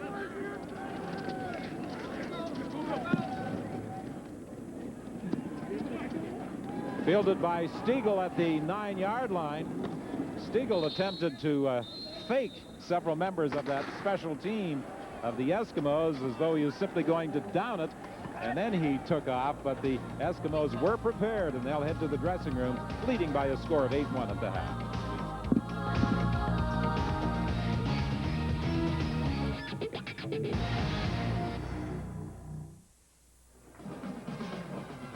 Sean Fleming accounting for all the Eskimos scoring with a couple of field goals and a couple of singles. The Eskimos lead the Bombers 8-1. The countdown to the 85th Grey Cup is underway. Hamilton in the snow, you remember that, did a terrific job in hosting the CFL championship last year. This year it returns to the West, and surprisingly to a city that has hosted the big game on only one previous occasion. Grey Cup celebrations, the party of the year. It's the CFL at its best and more. 1991 in Winnipeg, 93 in Calgary, 2 years ago in Regina. Those cities and their fans set standards that may be tough to beat. Well, I think all the Western cities are capable of having a really fine Grey Cup, and I think that's actually been proven. I think the one advantage we have here in Edmonton is our stadium doesn't require any extra seating.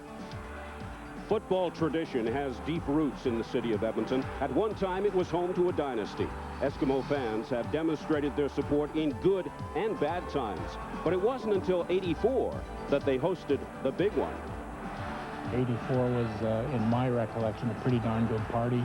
You know, the stadium was sold out. It was a very cold day. I think you can probably count on it being cold again, but that's Edmonton in November. It's the play that will live in the minds of Ron Lancaster and Eskimo fans forever. The Flutie fumble that wasn't. Incentive aplenty for the green and gold to try again, this time at home. They're very determined. I know that they thought they were jobbed a little bit in that Grey Cup. They were right there until what they perceived to be a very bad non-call on a fumble by Doug Flutie. We came to the conclusion that the Grey Cup will be held this year on Sunday, November the 16th in Edmonton. It's a great city. This is a great spirit here in Edmonton, and the fans really get behind it. I've seen Grey Cups in Montreal and in Toronto. You wouldn't know there's a Grey Cup going on, and this city is going to party. We're grassroots kind of people that understand big business, but still understand where we came from. You know, we love the game of football. We haven't lost sight of that, and I think that's what makes us just such huge fans. Come here, there'll probably be about 50 people with no shirts on in minus 30 weather. We've got good fans and a good team, and actually we're going to probably be there and maybe this time even beat Toronto. It's the CFL's holy grail, and if hometown support and a proven winning tradition mean anything, regardless of the opposing teams, the celebration of the 85th Grey Cup game can't miss. Football's a strange game, and the ball's shaped funny, so you never know for sure what's going to happen. penalty flags on the play, but the kick was blocked. The final play of the fourth quarter, and we are going to overtime. Well, Edmonton have the game, and they would dearly love to have the Eskimos as the Western representative. When we return to Winnipeg, have your pencil and paper at the ready. Trust me, you'll need one. At the half, it's the Eskimos leading the Bombers by a score of 8-1.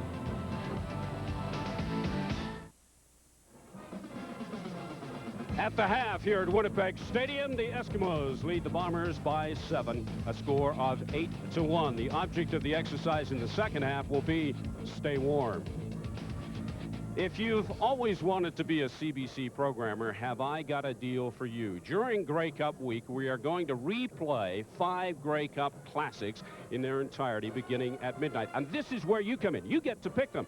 There are so many to choose from. How about these 5, starting with the Winnipeg-Hamilton game in '61 or the Eskimos' victory in '81. 5 more, including my favorite, the Saskatchewan Roughriders' last play victory over the Hamilton Ticats in '89 in the Skydome. Remember that?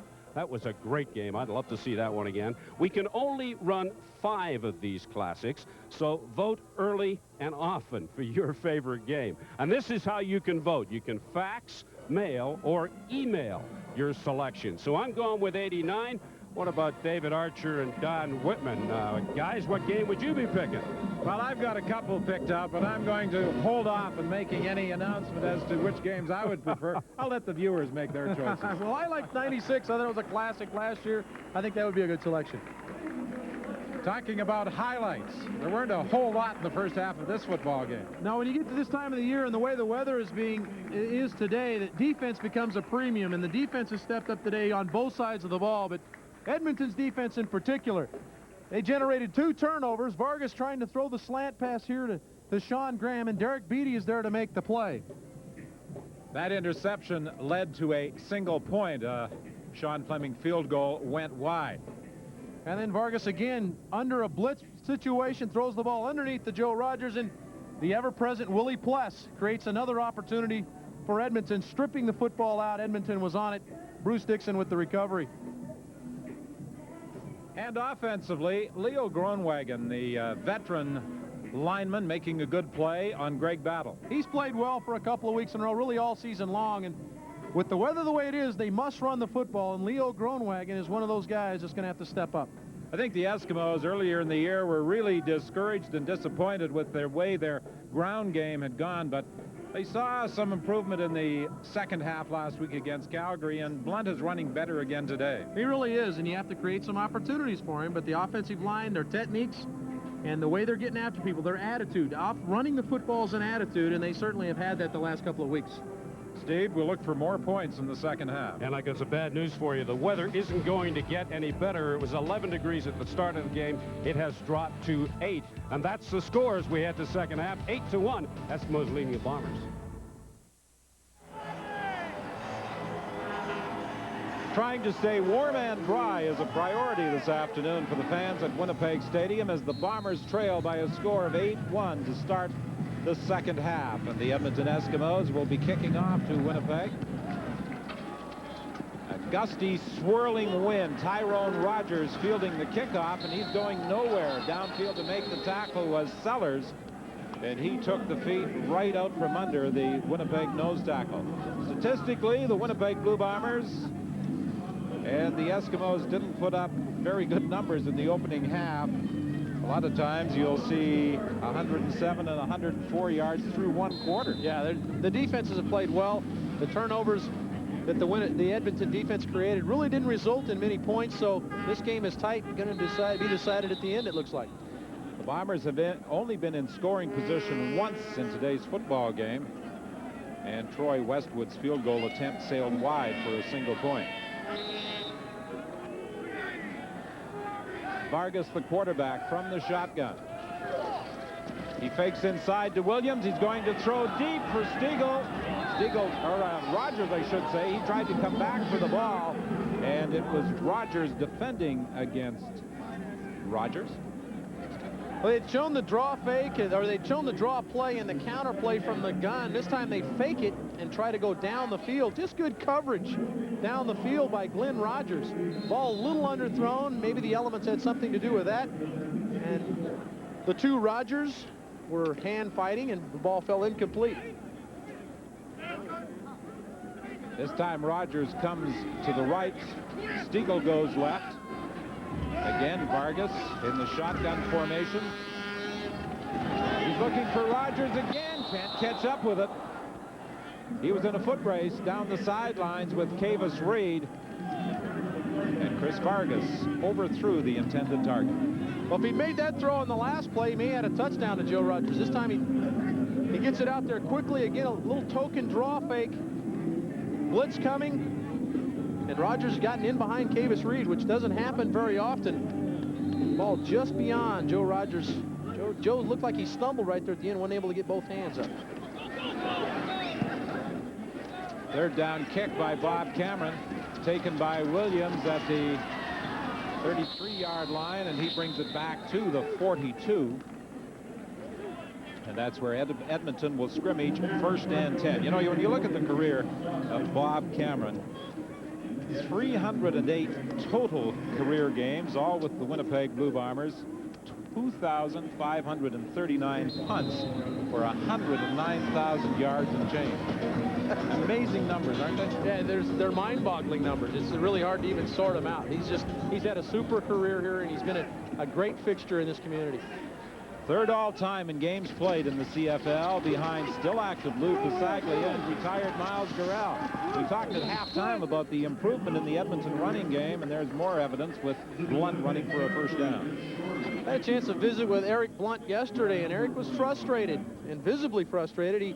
He'd only been averaging 3.3 yards a carry, but today the offensive line and Eric Blunt have come out. And again, it's a little counter, little fold block inside there by Leo Groenwagen. He stepped around Chris Morris, the tackle, and got it inside on the linebacker and allowed some running room there for Eric Blunt. First and 10 Edmonton from the 50 of Winnipeg. McManus fakes, throws deep for Gordon.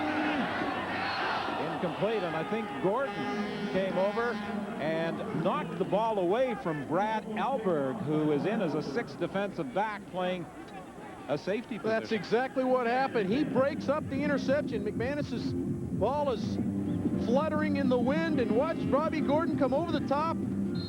He said after he got through playing receiver, he was going to go to defensive back. He's making that change already. He said he was tired of getting hit. He wanted to play a little defensive back at the end of his career, and he gets an early jump on it because he saves an interception here.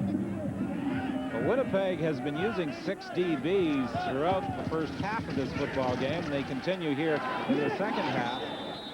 Intended for Gordon. Ferguson was defending against him. Gordon thought there should have been a penalty flag for a little interference there. Davis was blitzing from the outside and put some extra heat on Danny McManus. Well, I really thought that he should have gotten a call here also. It looked like Nick Ferguson, a little illegal contact on Bobby Gordon, but the ball evidently was judged uncatchable, so there's no flag on the play, and Edmonton will punt.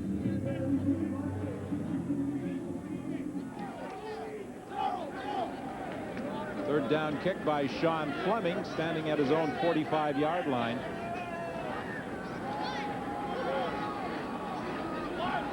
Both kickers, Fleming and Cameron, have been busy this afternoon.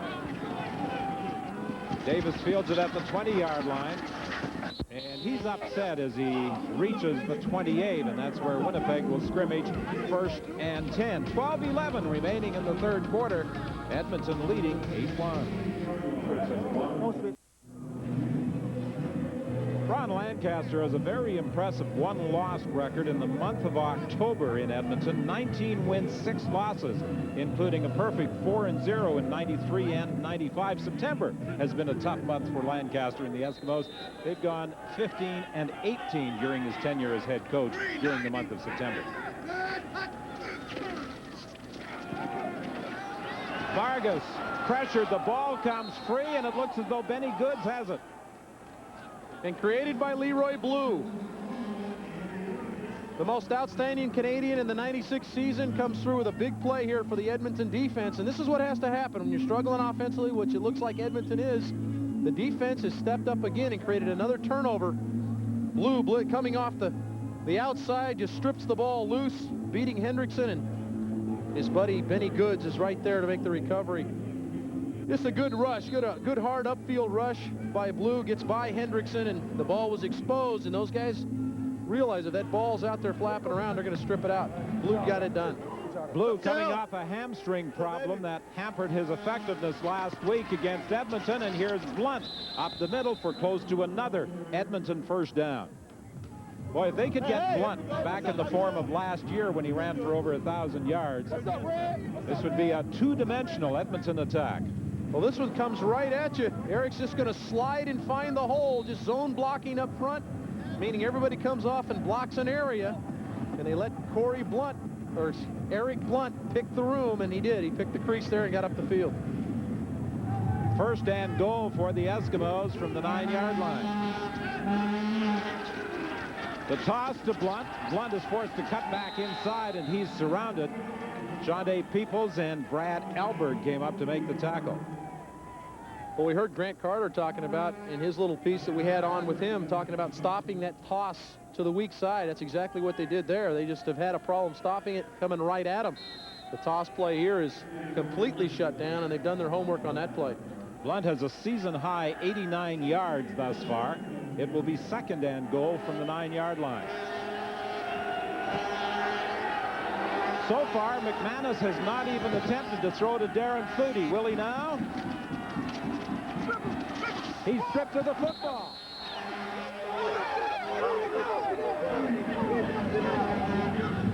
Winnipeg claiming that they touched the football before it went out of bounds.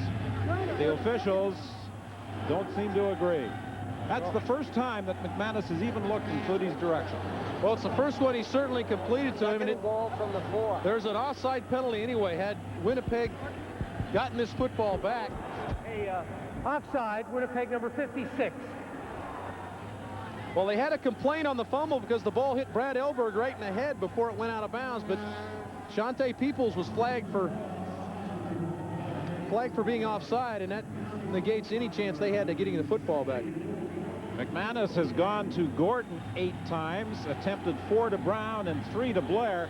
That was his first in the direction of Darren Flutie, who had such a huge game against Winnipeg the last time they met up in Edmonton on August the 7th.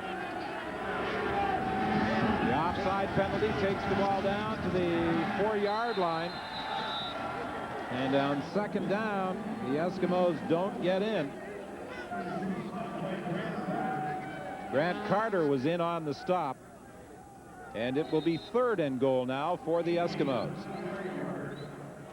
Well, an interesting call there from the 5-yard line to run the football. This is, again, the number 2 passing team in the league, and obviously they feel like the elements are playing in to how they're throwing the football, because Danny's making all the calls, and it's his decision what they're going to do there, and he called for that group and that play. Just didn't get it in the end zone.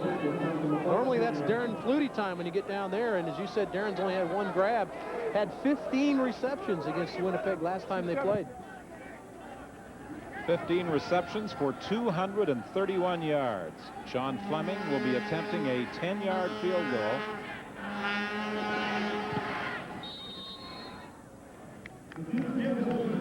And that increases the Eskimo lead to 11-1 with 9:39 remaining in the third quarter here at Winnipeg Stadium. Next Sunday, Lancaster and the Eskimos will be at home to the BC Lions, and then they wind up their season the following weekend in Hamilton. So Ron realizes if they win all the way out, they stay at home the rest of the way. That'll be a big game against BC next weekend, and should they win that, they may have clinched it before they ever have to play Hamilton as far as home field advantage goes. Yeah, he'd like to have 3 more home games. Next week, the Western Final, and November the 16th. And I think that there's a lot of people betting that that's going to happen.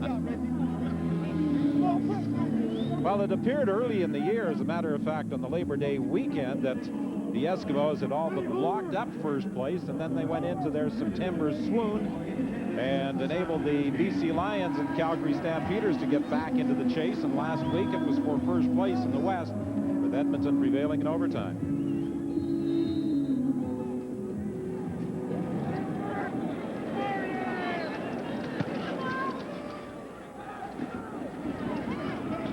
Davis takes it at the 10-yard line. He comes back to the 31, and that's where Winnipeg will scrimmage first and 10.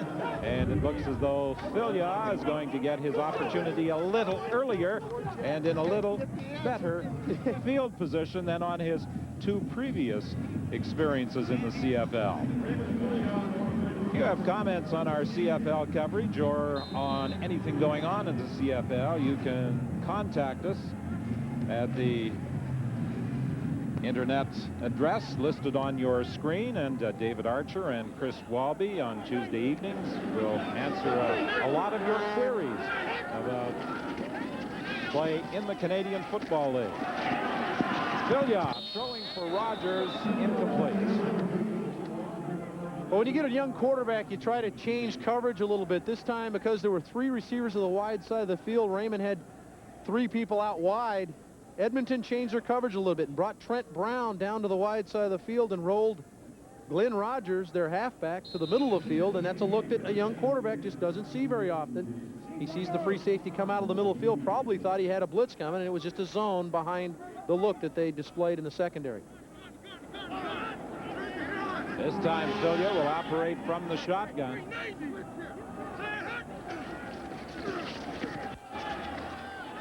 He's throwing deep, intended for Stiegel, penalty flag. Henry was all over him.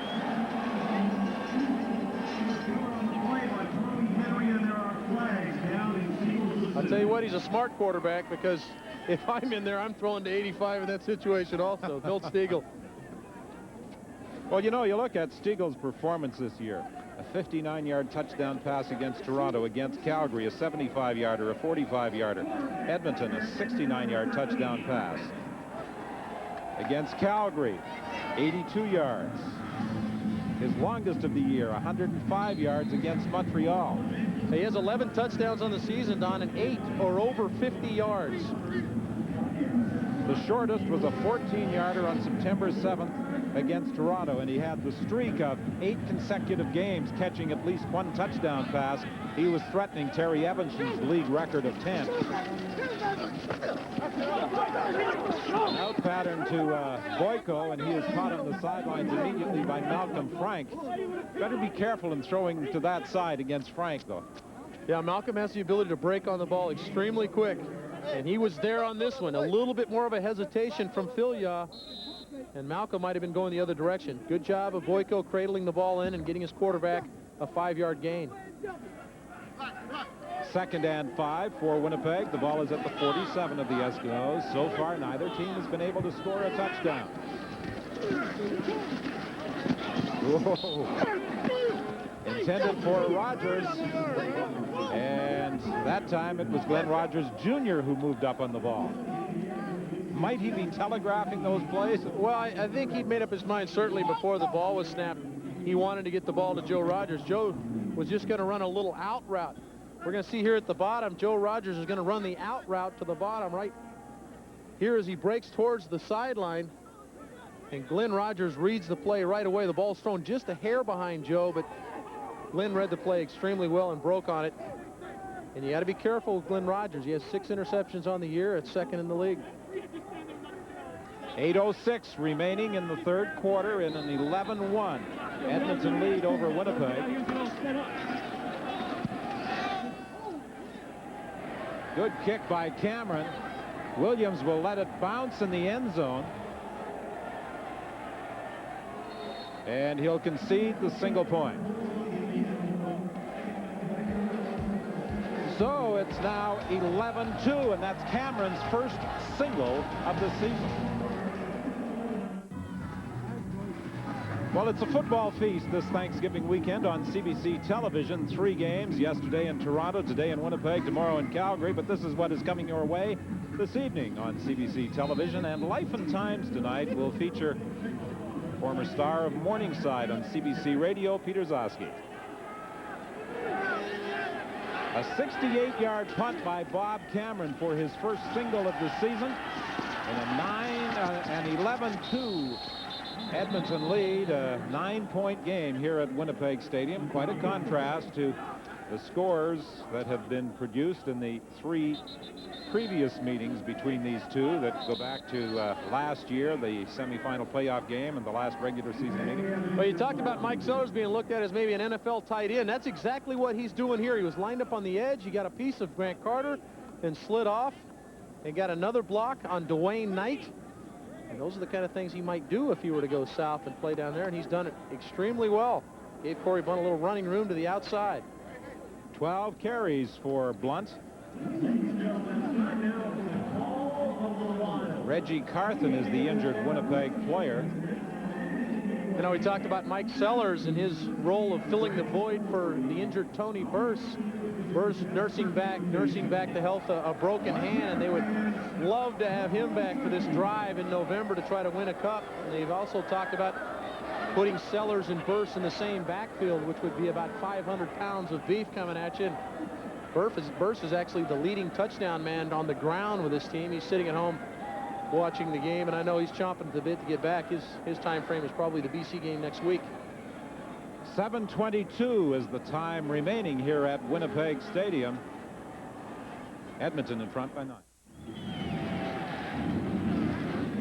Reggie Carthon, who had a big game the last time these two teams met, with 9 tackles in the 45-11 loss, was in on the tackle on Eric Blunt, who has now carried 12 times for 92 yards. And for Blunt, that represents a season high. His previous best was an 88-yard performance against Saskatchewan. Well, they certainly have run the ball well, and they've needed to, because they have not thrown the ball well at all today. So the offensive line, Mike Sellers and Eric Blunt, have stepped up and really carried the load offensively for Danny Mack. 16 carries for 88 yards against Saskatchewan on July the 4th. Blunt this year has yet to score a rushing touchdown. He takes the ball up across the 45-yard line for a first down for the Eskimos. Little draw play this time to Eric Blunt. He runs through the tackle of Grant Carter, which allows him a little bit more time to pick up this first down. Little draw play. Grant Carter, 51, going to reach out and try to grab Blunt. He runs through it. Now he realizes, hey, I got to get north and south right now. Battle comes over, but a little too late with Elberg to make the play. Another first down for Edmonton.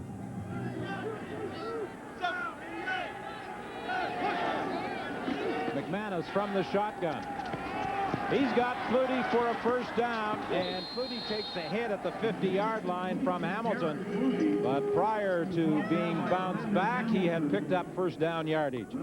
5 times in his CFL career, Flutie has been a 1,000-yard receiver. Last week against the Stampeders, he went over the 1,000-yard mark. Well, it was his touchdown that really ignited the Edmonton offense when the Eskimos were trailing. It really was a super run, all Darren Flutie, but this play was vintage Darren Flutie. Comes up, has a little option route to the outside, plays off the defender, gets open for Danny McManus.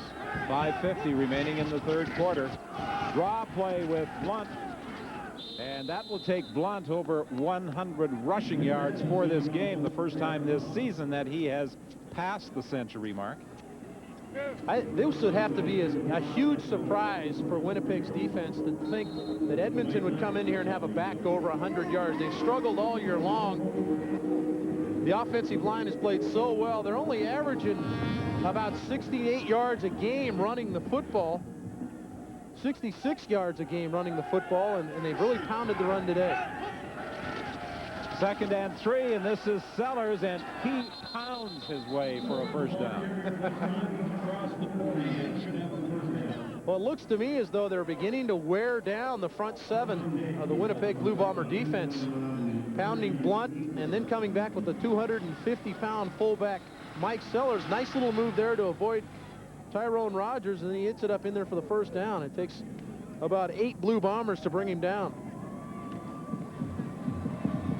Well, maybe they saw something last week against Calgary with some of the late success they enjoyed running the football, and if they can continue the way they're going here, although Blunt has stopped right in his tracks. He ran into a couple of people as he tried to cut to the outside.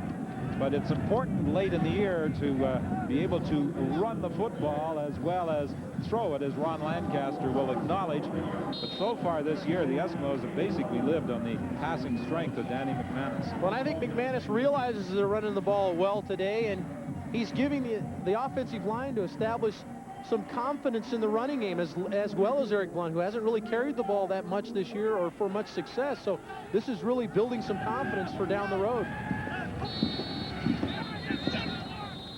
Time count violation against the Eskimos. Time count violation, Edmonton number 14.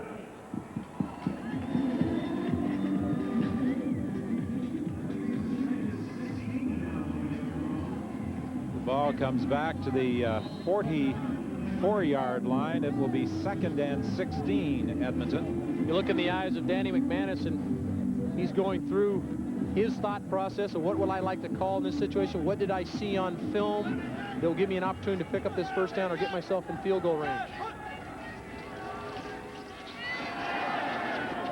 Screen to Blunt, but Dwayne Knight was able to get through and pick him up from behind. The blockers were just a little too far ahead of Eric Blunt on that center screen. Well, a good tackle by Dwayne Knight, even though the blockers had cleared. Blunt just slips out. Actually, it's just a dump pass to Blunt. They don't actually screen it. Knight makes a great tackle here, because if he doesn't make the tackle, Blunt's up the field for another 10 yards and have a chance to get the first down. Initially, I thought it was a screen, but you're right. Just a little dump pass over the middle, and Dwayne Knight stopped Blunt from getting upfield, and now Sean Fleming with 3:19 comes in for a 3rd down kick. Davis waits for it at the 5-yard line. And Davis is stopped as he brings it back to the 11. 3:07 is the time left here in the 3rd quarter at Winnipeg Stadium. Edmonton leading 11-2.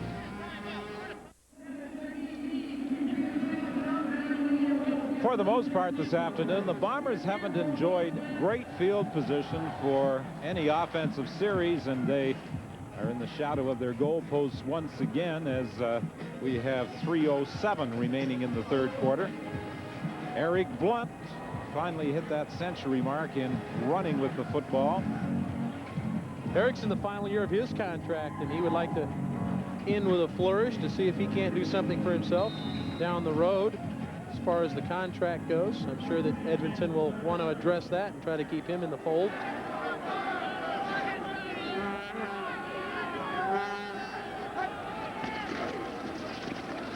Hand off to Williams. He bounces off the initial contact and takes the ball up to the 24-yard line for a Winnipeg first down.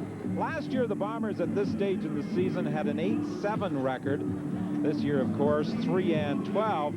Edmonton had an identical record after 15 games last year, 9-6, finishing at 11-7. And I'm sure they'd like to finish up right where they finished up last year, having a chance to win the Grey Cup. And I don't think it bothered them too much if Toronto was the team they had to face in that Grey Cup either. Pitcher is in as Williams limped off to the sidelines. Penalty flag back at the line of scrimmage. The pass incomplete. Major foul, unnecessary roughness, Edmonton number 40. First down. The call against Benny Goods of the Eskimos. He's a force on that defensive line for Edmonton.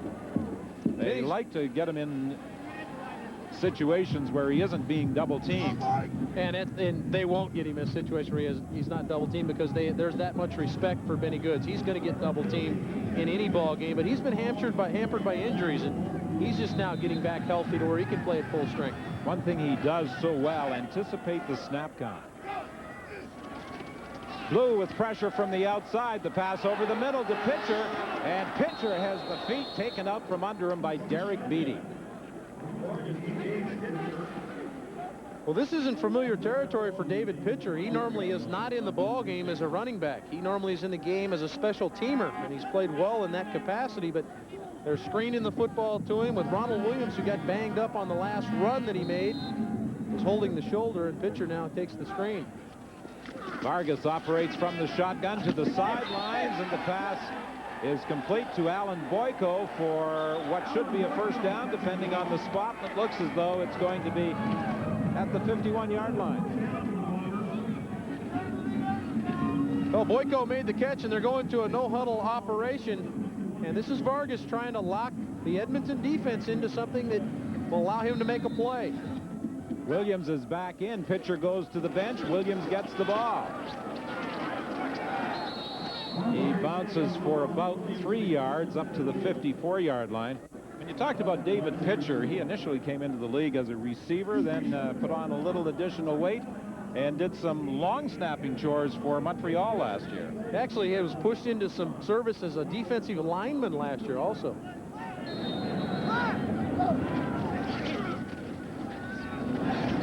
Williams in the flat, and he stopped right in his tracks.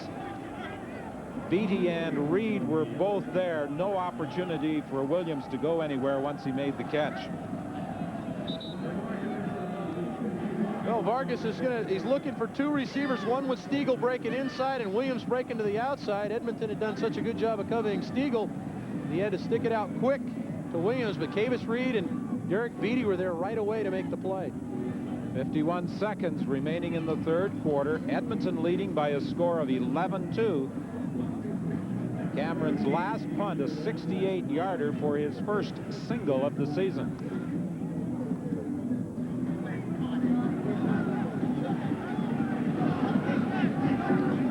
Williams is going to drop back along with Don Blair for this third down punt by Bob Cameron.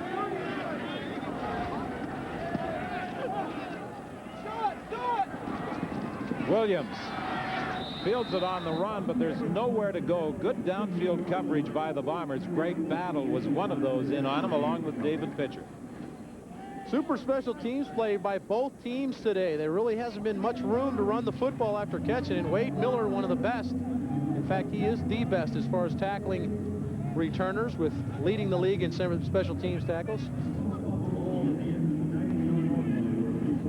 Wade Miller, number 54, and this is what kind of respect you get when you lead the league. Being held there by Faraway and Willie Pless, but he fights through it. There he's clipped. That's what happens when you're on special teams. They come in from nowhere on you. He's played well this year on special teams for Winnipeg. Eric Blunt, the ball carrier. And I would think in Edmonton, they have to be delighted with what they're seeing from number 35. Well, I think that Eric Blunt's blood pressure is up a little higher, and he's got a little bit bigger pulse too, because this is something he really hasn't gotten to do much. They're pulling around the outside again with Scholdice. Scholdice just gets a piece of Greg Battle, and the blocking downfield by the receivers just enough to pick up another first down for Edmonton. This will be the final play of the third quarter. It is Blunt again, and Blunt has about 8, maybe even 9 more. And that is the final play of quarter number 3, with the Edmonton Eskimos continuing to lead in a game that has yet to produce a touchdown.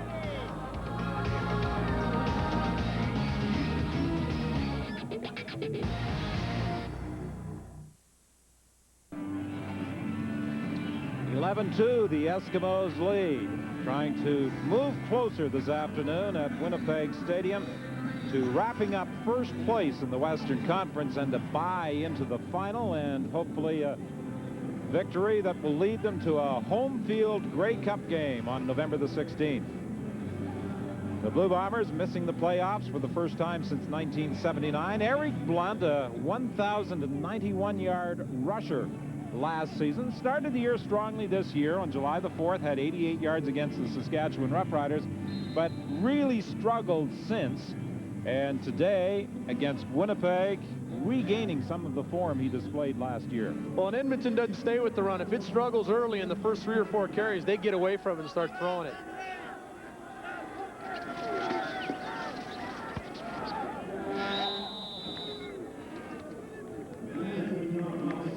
Sellers on the second down play, picking up the first down.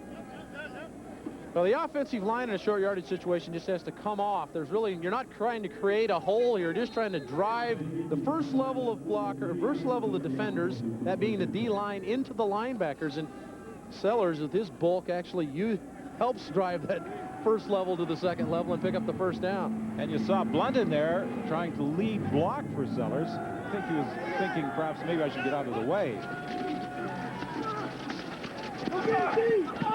Purdy on the sidelines. He can't hang on. He had to make a rather acrobatic move in midair to attempt to squeeze the ball. It will be 2nd and 10 Edmonton. And this smart quarterback, Danny McManus, realizes the running game's working, so he goes play action, and he has a shot here. The ball floats on him a little bit, and Darren has to adjust in the air and try to make a circus catch, but thus, as you can see, he's a little hot with himself. He realizes he probably should have come up with that one. Those are the kind of catches we come accustomed to seeing Darren Flutie make.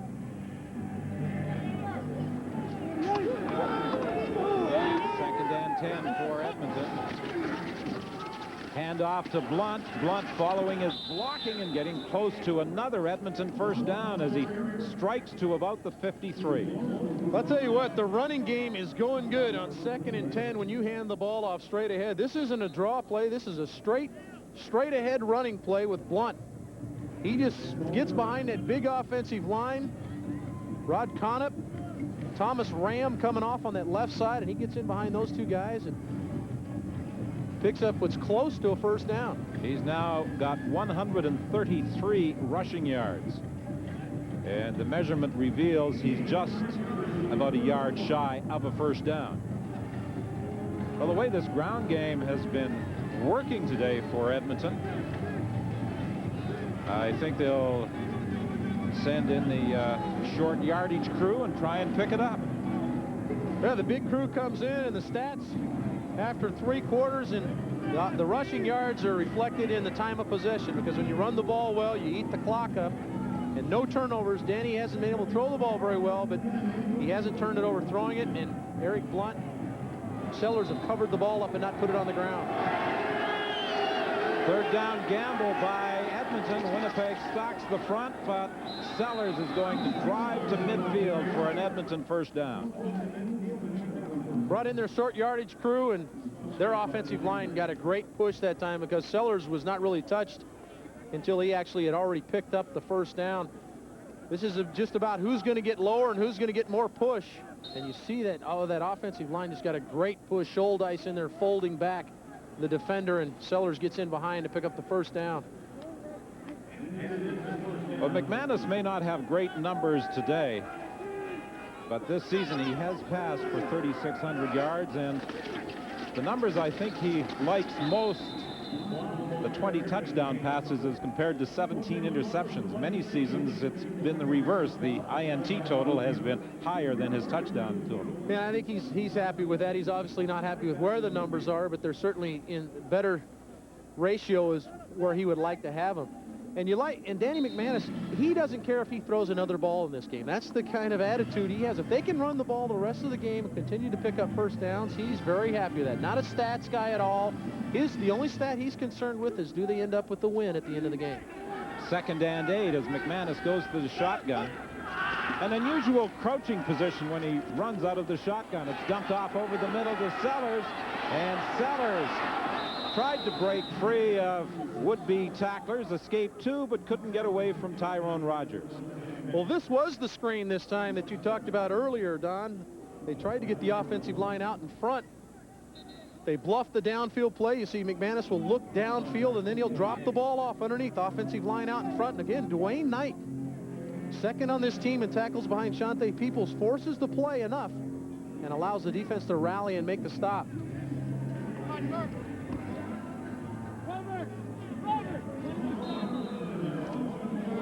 Dwayne Knight played with me in Ottawa last year, and he's been a nice addition to this linebacker corps. He can fly around the field and make some plays. Fleming's 3rd down kick. Davis lets it go, and it will bounce out of the end zone. It initially appeared as though he was going to try and field it, and then he They've been hearing some shouted instructions from the bench to let it go. And that's what happened, and it's now a 10-point differential.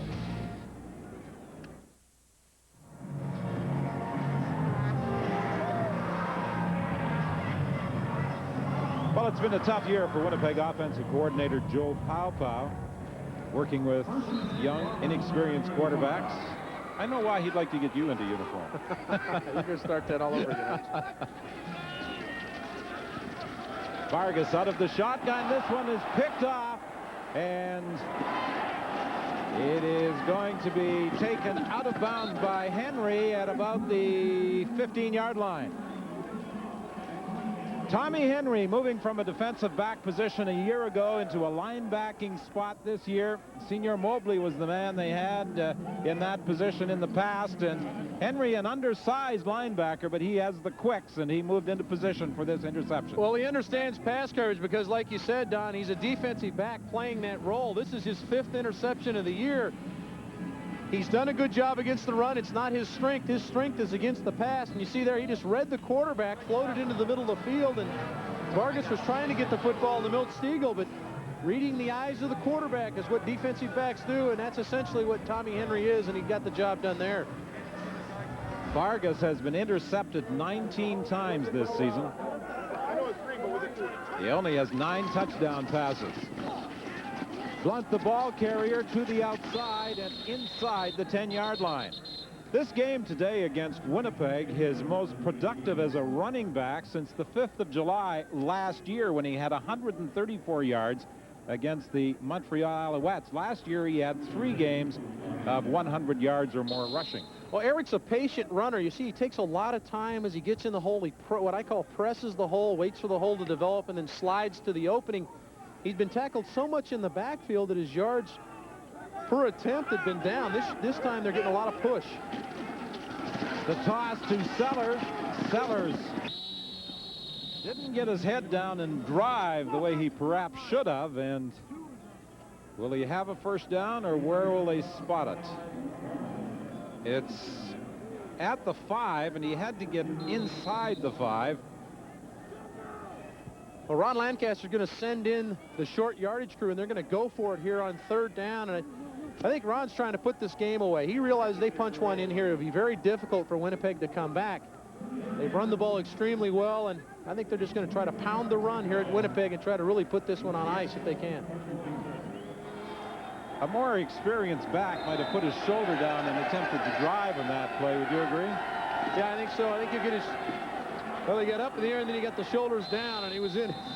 That's tough. You get 250 pounds elevated and sailing down the field. I don't care how big you are. It's going to be tough to stop Mike Sellers getting the first down there.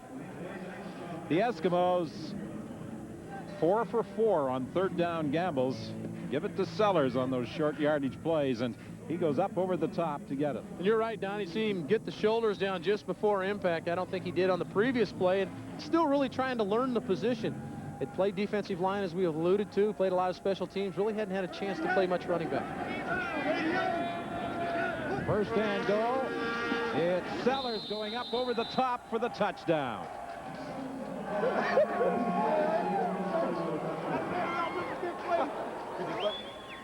Well, this opportunity all created by their defense as Mike Sellers cashes in the Tommy Henry interception. Hey, you know what?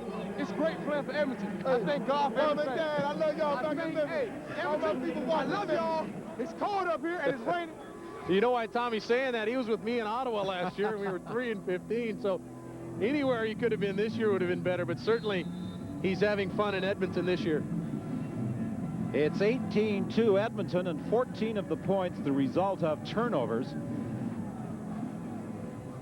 Sean Fleming to add the extra point. It's always fun playing for a team with a winning record. No question about it. Makes it a lot easier.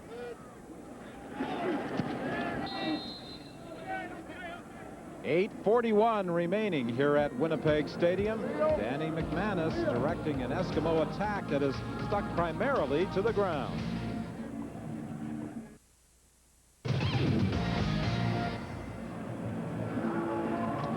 Mike Sellers kept the football, a souvenir of his first touchdown. 10 carries for 19 yards in this ball game, and the last 3 carries by Sellers as he puts it into the end zone.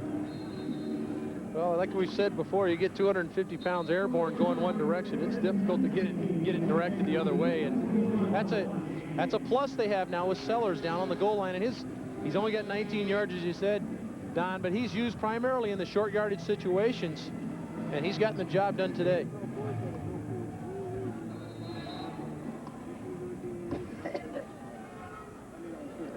Fleming needs help in keeping the ball on the kicking tee as Milt Stegall takes it at the 15-yard line. Stegall reverses his field. There's a penalty flag as Stegall gets to the sideline and then is forced out of bounds. But this effort is probably going for naught, as it looks as though an infraction on the return will bring it back. Well, you're probably going to get an illegal block or a hold here, but there was a little taste of the ability. Holding, Winnipeg number 58. There's a taste of the ability of a Milt Stegall. He's the guy they like to try to get in those situations to try to make a play. Seattle, what's up? How y'all doing? Keep going down. Until when I get home. You know, he's 250 pounds, and he could easily be 280 pounds. He is put together. He has really shed some weight to actually play the running back position. Y'all gotta help me out. And he's a plus for him in there. It'll be interesting to see what happens when Tony Burst gets healthy. Yeah, and he's just 22 years old. Filia for Boyko. Joseph Rogers came in attempting to throw a block for him, but they couldn't escape Dixon. Well, once again, we talked about Malcolm Frank's ability to make something happen at the point of attack. He comes in and eats up the block of Joe Rogers, which allows Bruce Dixon to flow over and make the play. But credit Malcolm Franklin assist. He won't get one because he wasn't in on the tackle, but he forced the play. And Filia had best be careful if he's going outside that he doesn't get locked in on a receiver, or Frank could take it the other way. Here comes the blitz from Glenn Rogers. The Bombers pick it up, and Filia, trying to run to his right, is stopped at the 30-yard line, and it's 2 and out again for Winnipeg. Had a quarterback draw on for Filia this time. Let him use his athletic ability. This kid had 52 touchdown passes as a collegiate at Northeast Louisiana. This time they're going to let him.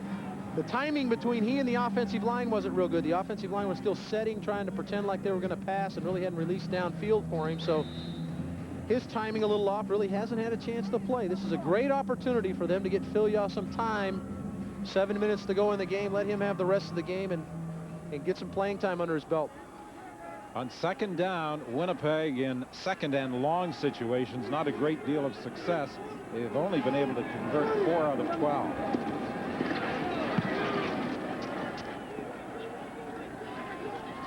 Williams fields it.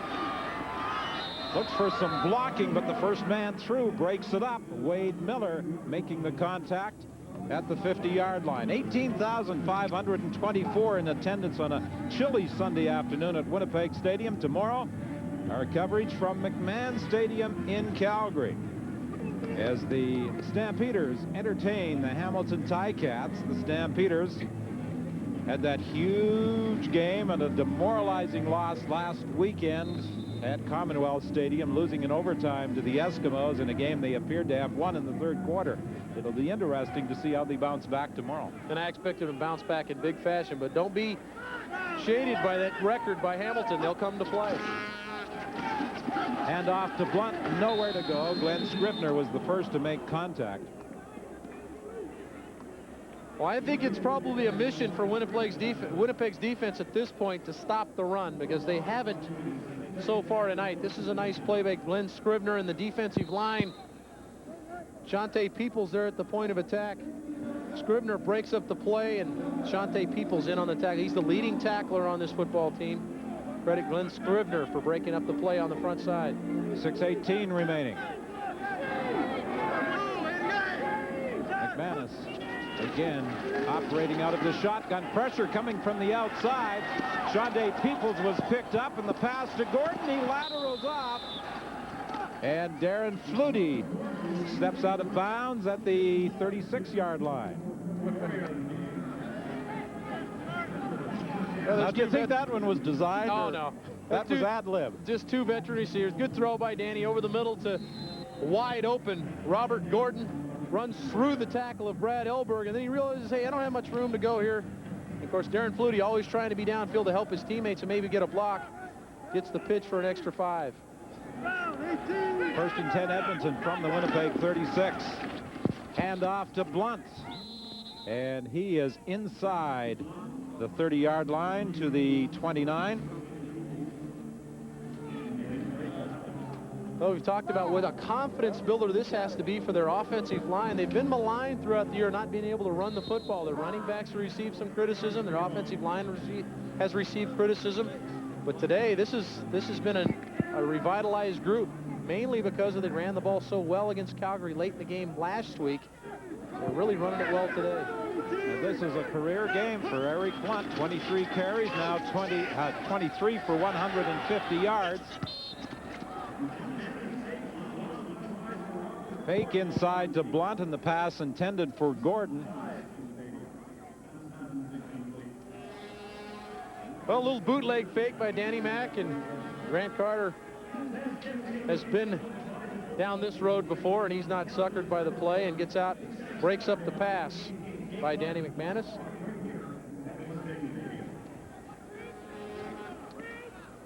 Sean Fleming on 3rd and 3 coming into the ball game to attempt the field goal.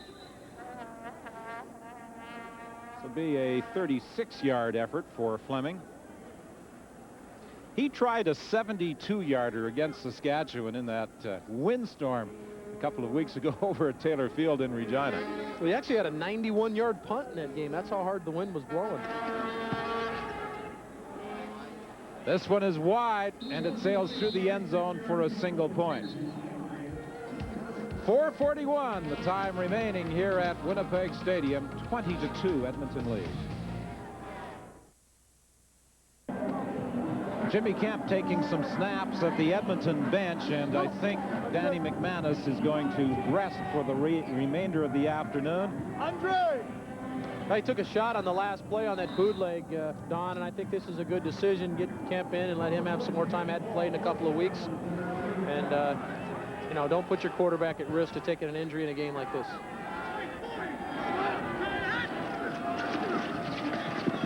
Vilja stepping up, nowhere to go. And he is downed after about 3 yards. McManus, 8 completions for 8 completions and 22 attempts for 79 yards, but he did a wonderful job in directing the Edmonton ground game. And he really did. And he calls all the plays, and that running game was all him, calling the plays, getting back to different things that he felt was going good. He knew that the weather was bad here, really not conducive to throwing the football. He doesn't care about his stats. All he wants to win. A very unselfish competitor is Danny McManus. Boyko on the sidelines got the ball, and Malcolm Frank thought for a minute that he was going to pick it off and go the other way. Well, Malcolm's out there, I think, trying to bait him a little bit, but this is a good, solid throw by the rookie. He sticks it out there on a line to Alan Boyko, the short side out route, and he really put something on this one, kept it low and away where Malcolm Frank had no shot. First and 10 Winnipeg from the 47.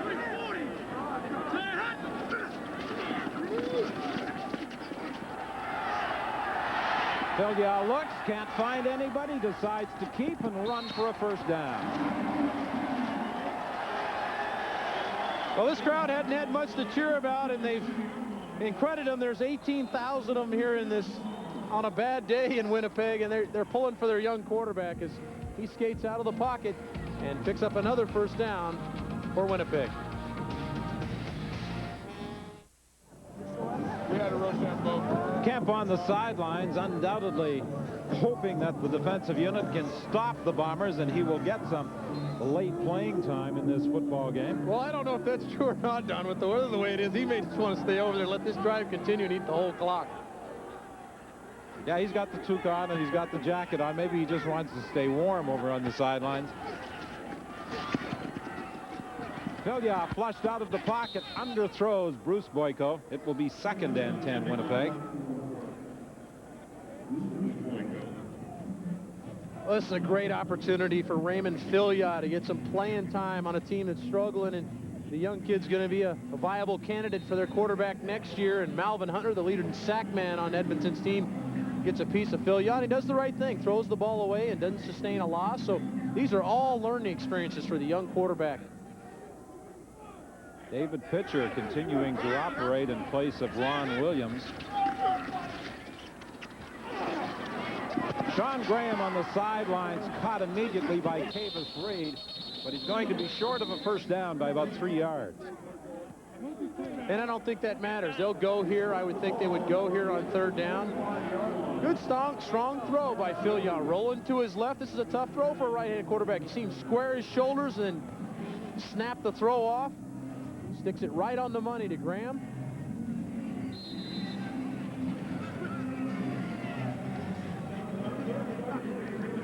First catch of the afternoon for Sean Graham. 2:30 the time remaining here at Winnipeg Stadium. It will be 3rd and 3 at the 45-yard line of the Eskimos. Philyaw throws over the middle. He's got Rogers, and Rogers gets inside the 20. Good strong throw by Raymond Philyaw. Joe Rogers breaks to the inside for him, and he had to wait just a second. Showed some patience. Watch his patience. He'll set, wait just a second. Right there you see a little pump, and then he realized his receiver broke clean. Got past Glenn Rogers, and then Joe Rogers turned a small play into a big one. Does it look to you as a quarterback that he has something on that ball? Yeah, he's really putting some pop on the ball, and you can see confidence growing with every completion. He was looking for Boyko, who was bumped by Frank going down the sidelines. Boyko complains to the official, but there's no flag. That's a superior corner play by Malcolm Frank. He kept his body between the receiver and where he wanted to go, and is doing his job out there. They're not going to flag that. Philyaw coming to the sidelines to get some help in play selection from Joe Paupow. He's completed 6 of 11 attempts for 48 yards. This will be 2nd and 10. 2:04 remaining. Philyaw for Stiegel, and there was a mix-up in communication of some sort because Stiegel was nowhere near where the football was thrown. Stiegel breaks to the inside. He must have had an option right here. You see him faking Malcolm Frank. Malcolm doesn't buy into it. He's right on top of Stiegel, and evidently Philyaw felt like Stiegel should have broken to the outside. But again, did not put the ball in harm's way. Threw the ball out where only his guy could catch it if he had been out there. So he's done some good things with the ball. Taking care of the football is what it's tough for a young quarterback to learn. He's done that thus far. 3rd down gamble again. Philyaw won't get a chance to throw as he's dropped by Derek Beatty. And the Edmonton Eskimos, with 1:56 remaining, take over. Well, Derek Beatty comes in for the sack. He's the leading tackler among the secondary players for Edmonton. See 17 sneaking up right there at the top of the screen. He's going to come right inside Hendrickson. Nobody to block the extra guy. And he ends up with the sack. The 6th turnover of the day by Winnipeg. 2 on downs, 2 on interception, and 2 as the result of fumble. And now Kemp will take over at the controls of the Edmonton Eskimos with 1:56 remaining. Derek Beatty had a first half interception for the Eskimos that led to a single point. Kemp is going to stay on the ground. And we get another opportunity to see some young players play here, Don, in this situation. This is Andre Bolduc, the backup tailback to Eric Blunt. Andre played in Ottawa last year. He was a rookie last year, had a solid season. We used him more as an inside receiver, but when he was forced into action as a running back, did a great job for us, and this is an opportunity for him to also get into playing time. He's been banged up a little bit this year, normally a special teamer for Edmonton, but now he's going to get a chance to carry the ball a little bit. 2nd and 8 for the Eskimos. They are at their own 24-yard line. Bolduc, the ball carrier again, and he gets up to the 29-yard line with 1:27 remaining. The 2 remaining games on the schedule for the Eskimos: at home against the BC Lions, and then in the final weekend of regular season play in Hamilton against the Ticats. And the Ticats tomorrow afternoon have an opportunity to help Edmonton's first-place aspirations when they take on the Calgary Stampede. Well, they had a classic battle a couple of weeks ago, as you talked about earlier, Don. That game was not decided until the final seconds when Kelvin Anderson scored to put the game out of reach, but Alan Pitts had to come up with a circus catch late in the ball game to set up the touchdown. So Calgary very aware of how well Hamilton plays on defense.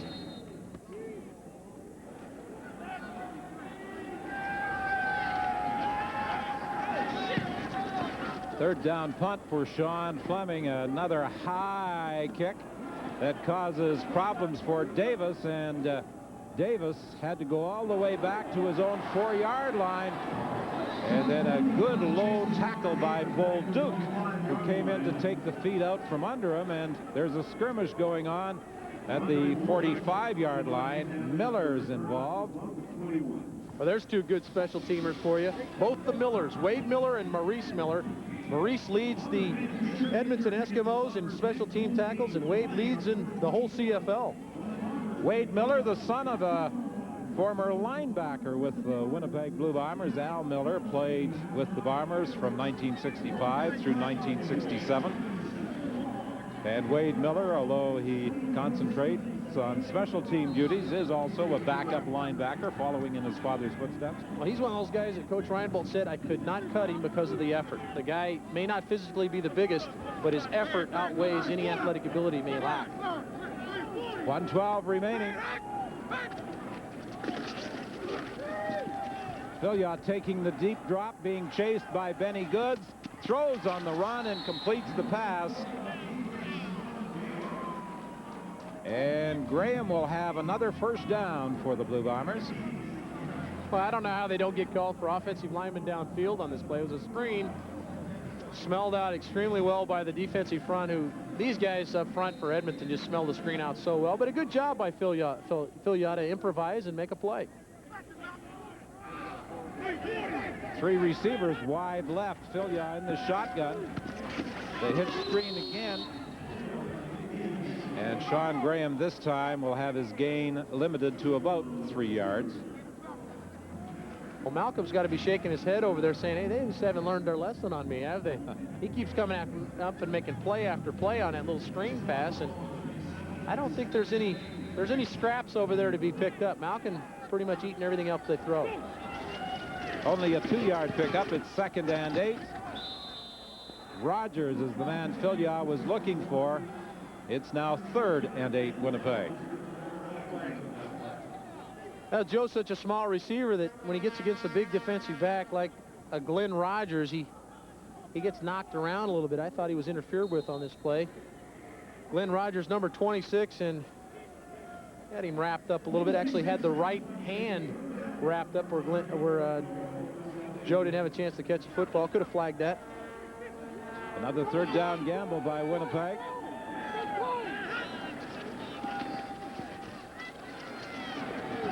Filliot throwing deep for Stiegel. It's intercepted. And it is Cavis Reed who went after the jump ball along with the Winnipeg receiver, who comes down with it. Well, really the first bad decision that Filliot made. He had Rogers open in the flat for the first down. You see 83 break into the flat. He's open. He decides to go over the top.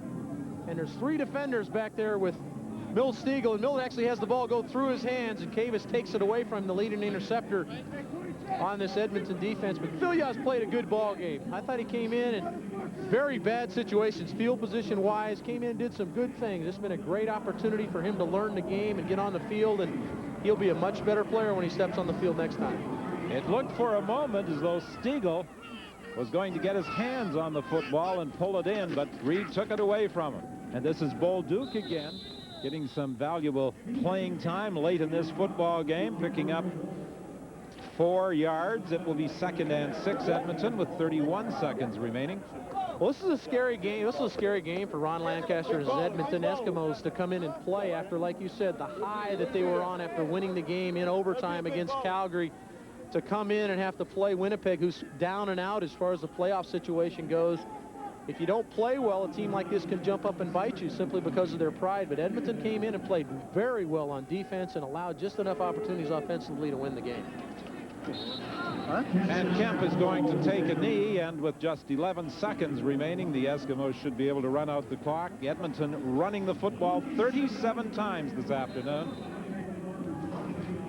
And Ron gets a tremendous amount of satisfaction from that. His offense didn't play great. His offensive line played super. So did Mike Sellers and Eric Blunt. And the defense rose back up to the level they normally play at. And the Edmonton Eskimos, with an objective in mind, step closer to the realization of that goal. A first-place finish in the West as they win this football game by a score of 20-2, their 10th win of the season. Edmonton now with a 10-6 record to lead the West. 2 games remaining at home against BC next weekend, and the final week of the regular season against the Hamilton Tiger Cats. Winnipeg dropping to 3-13.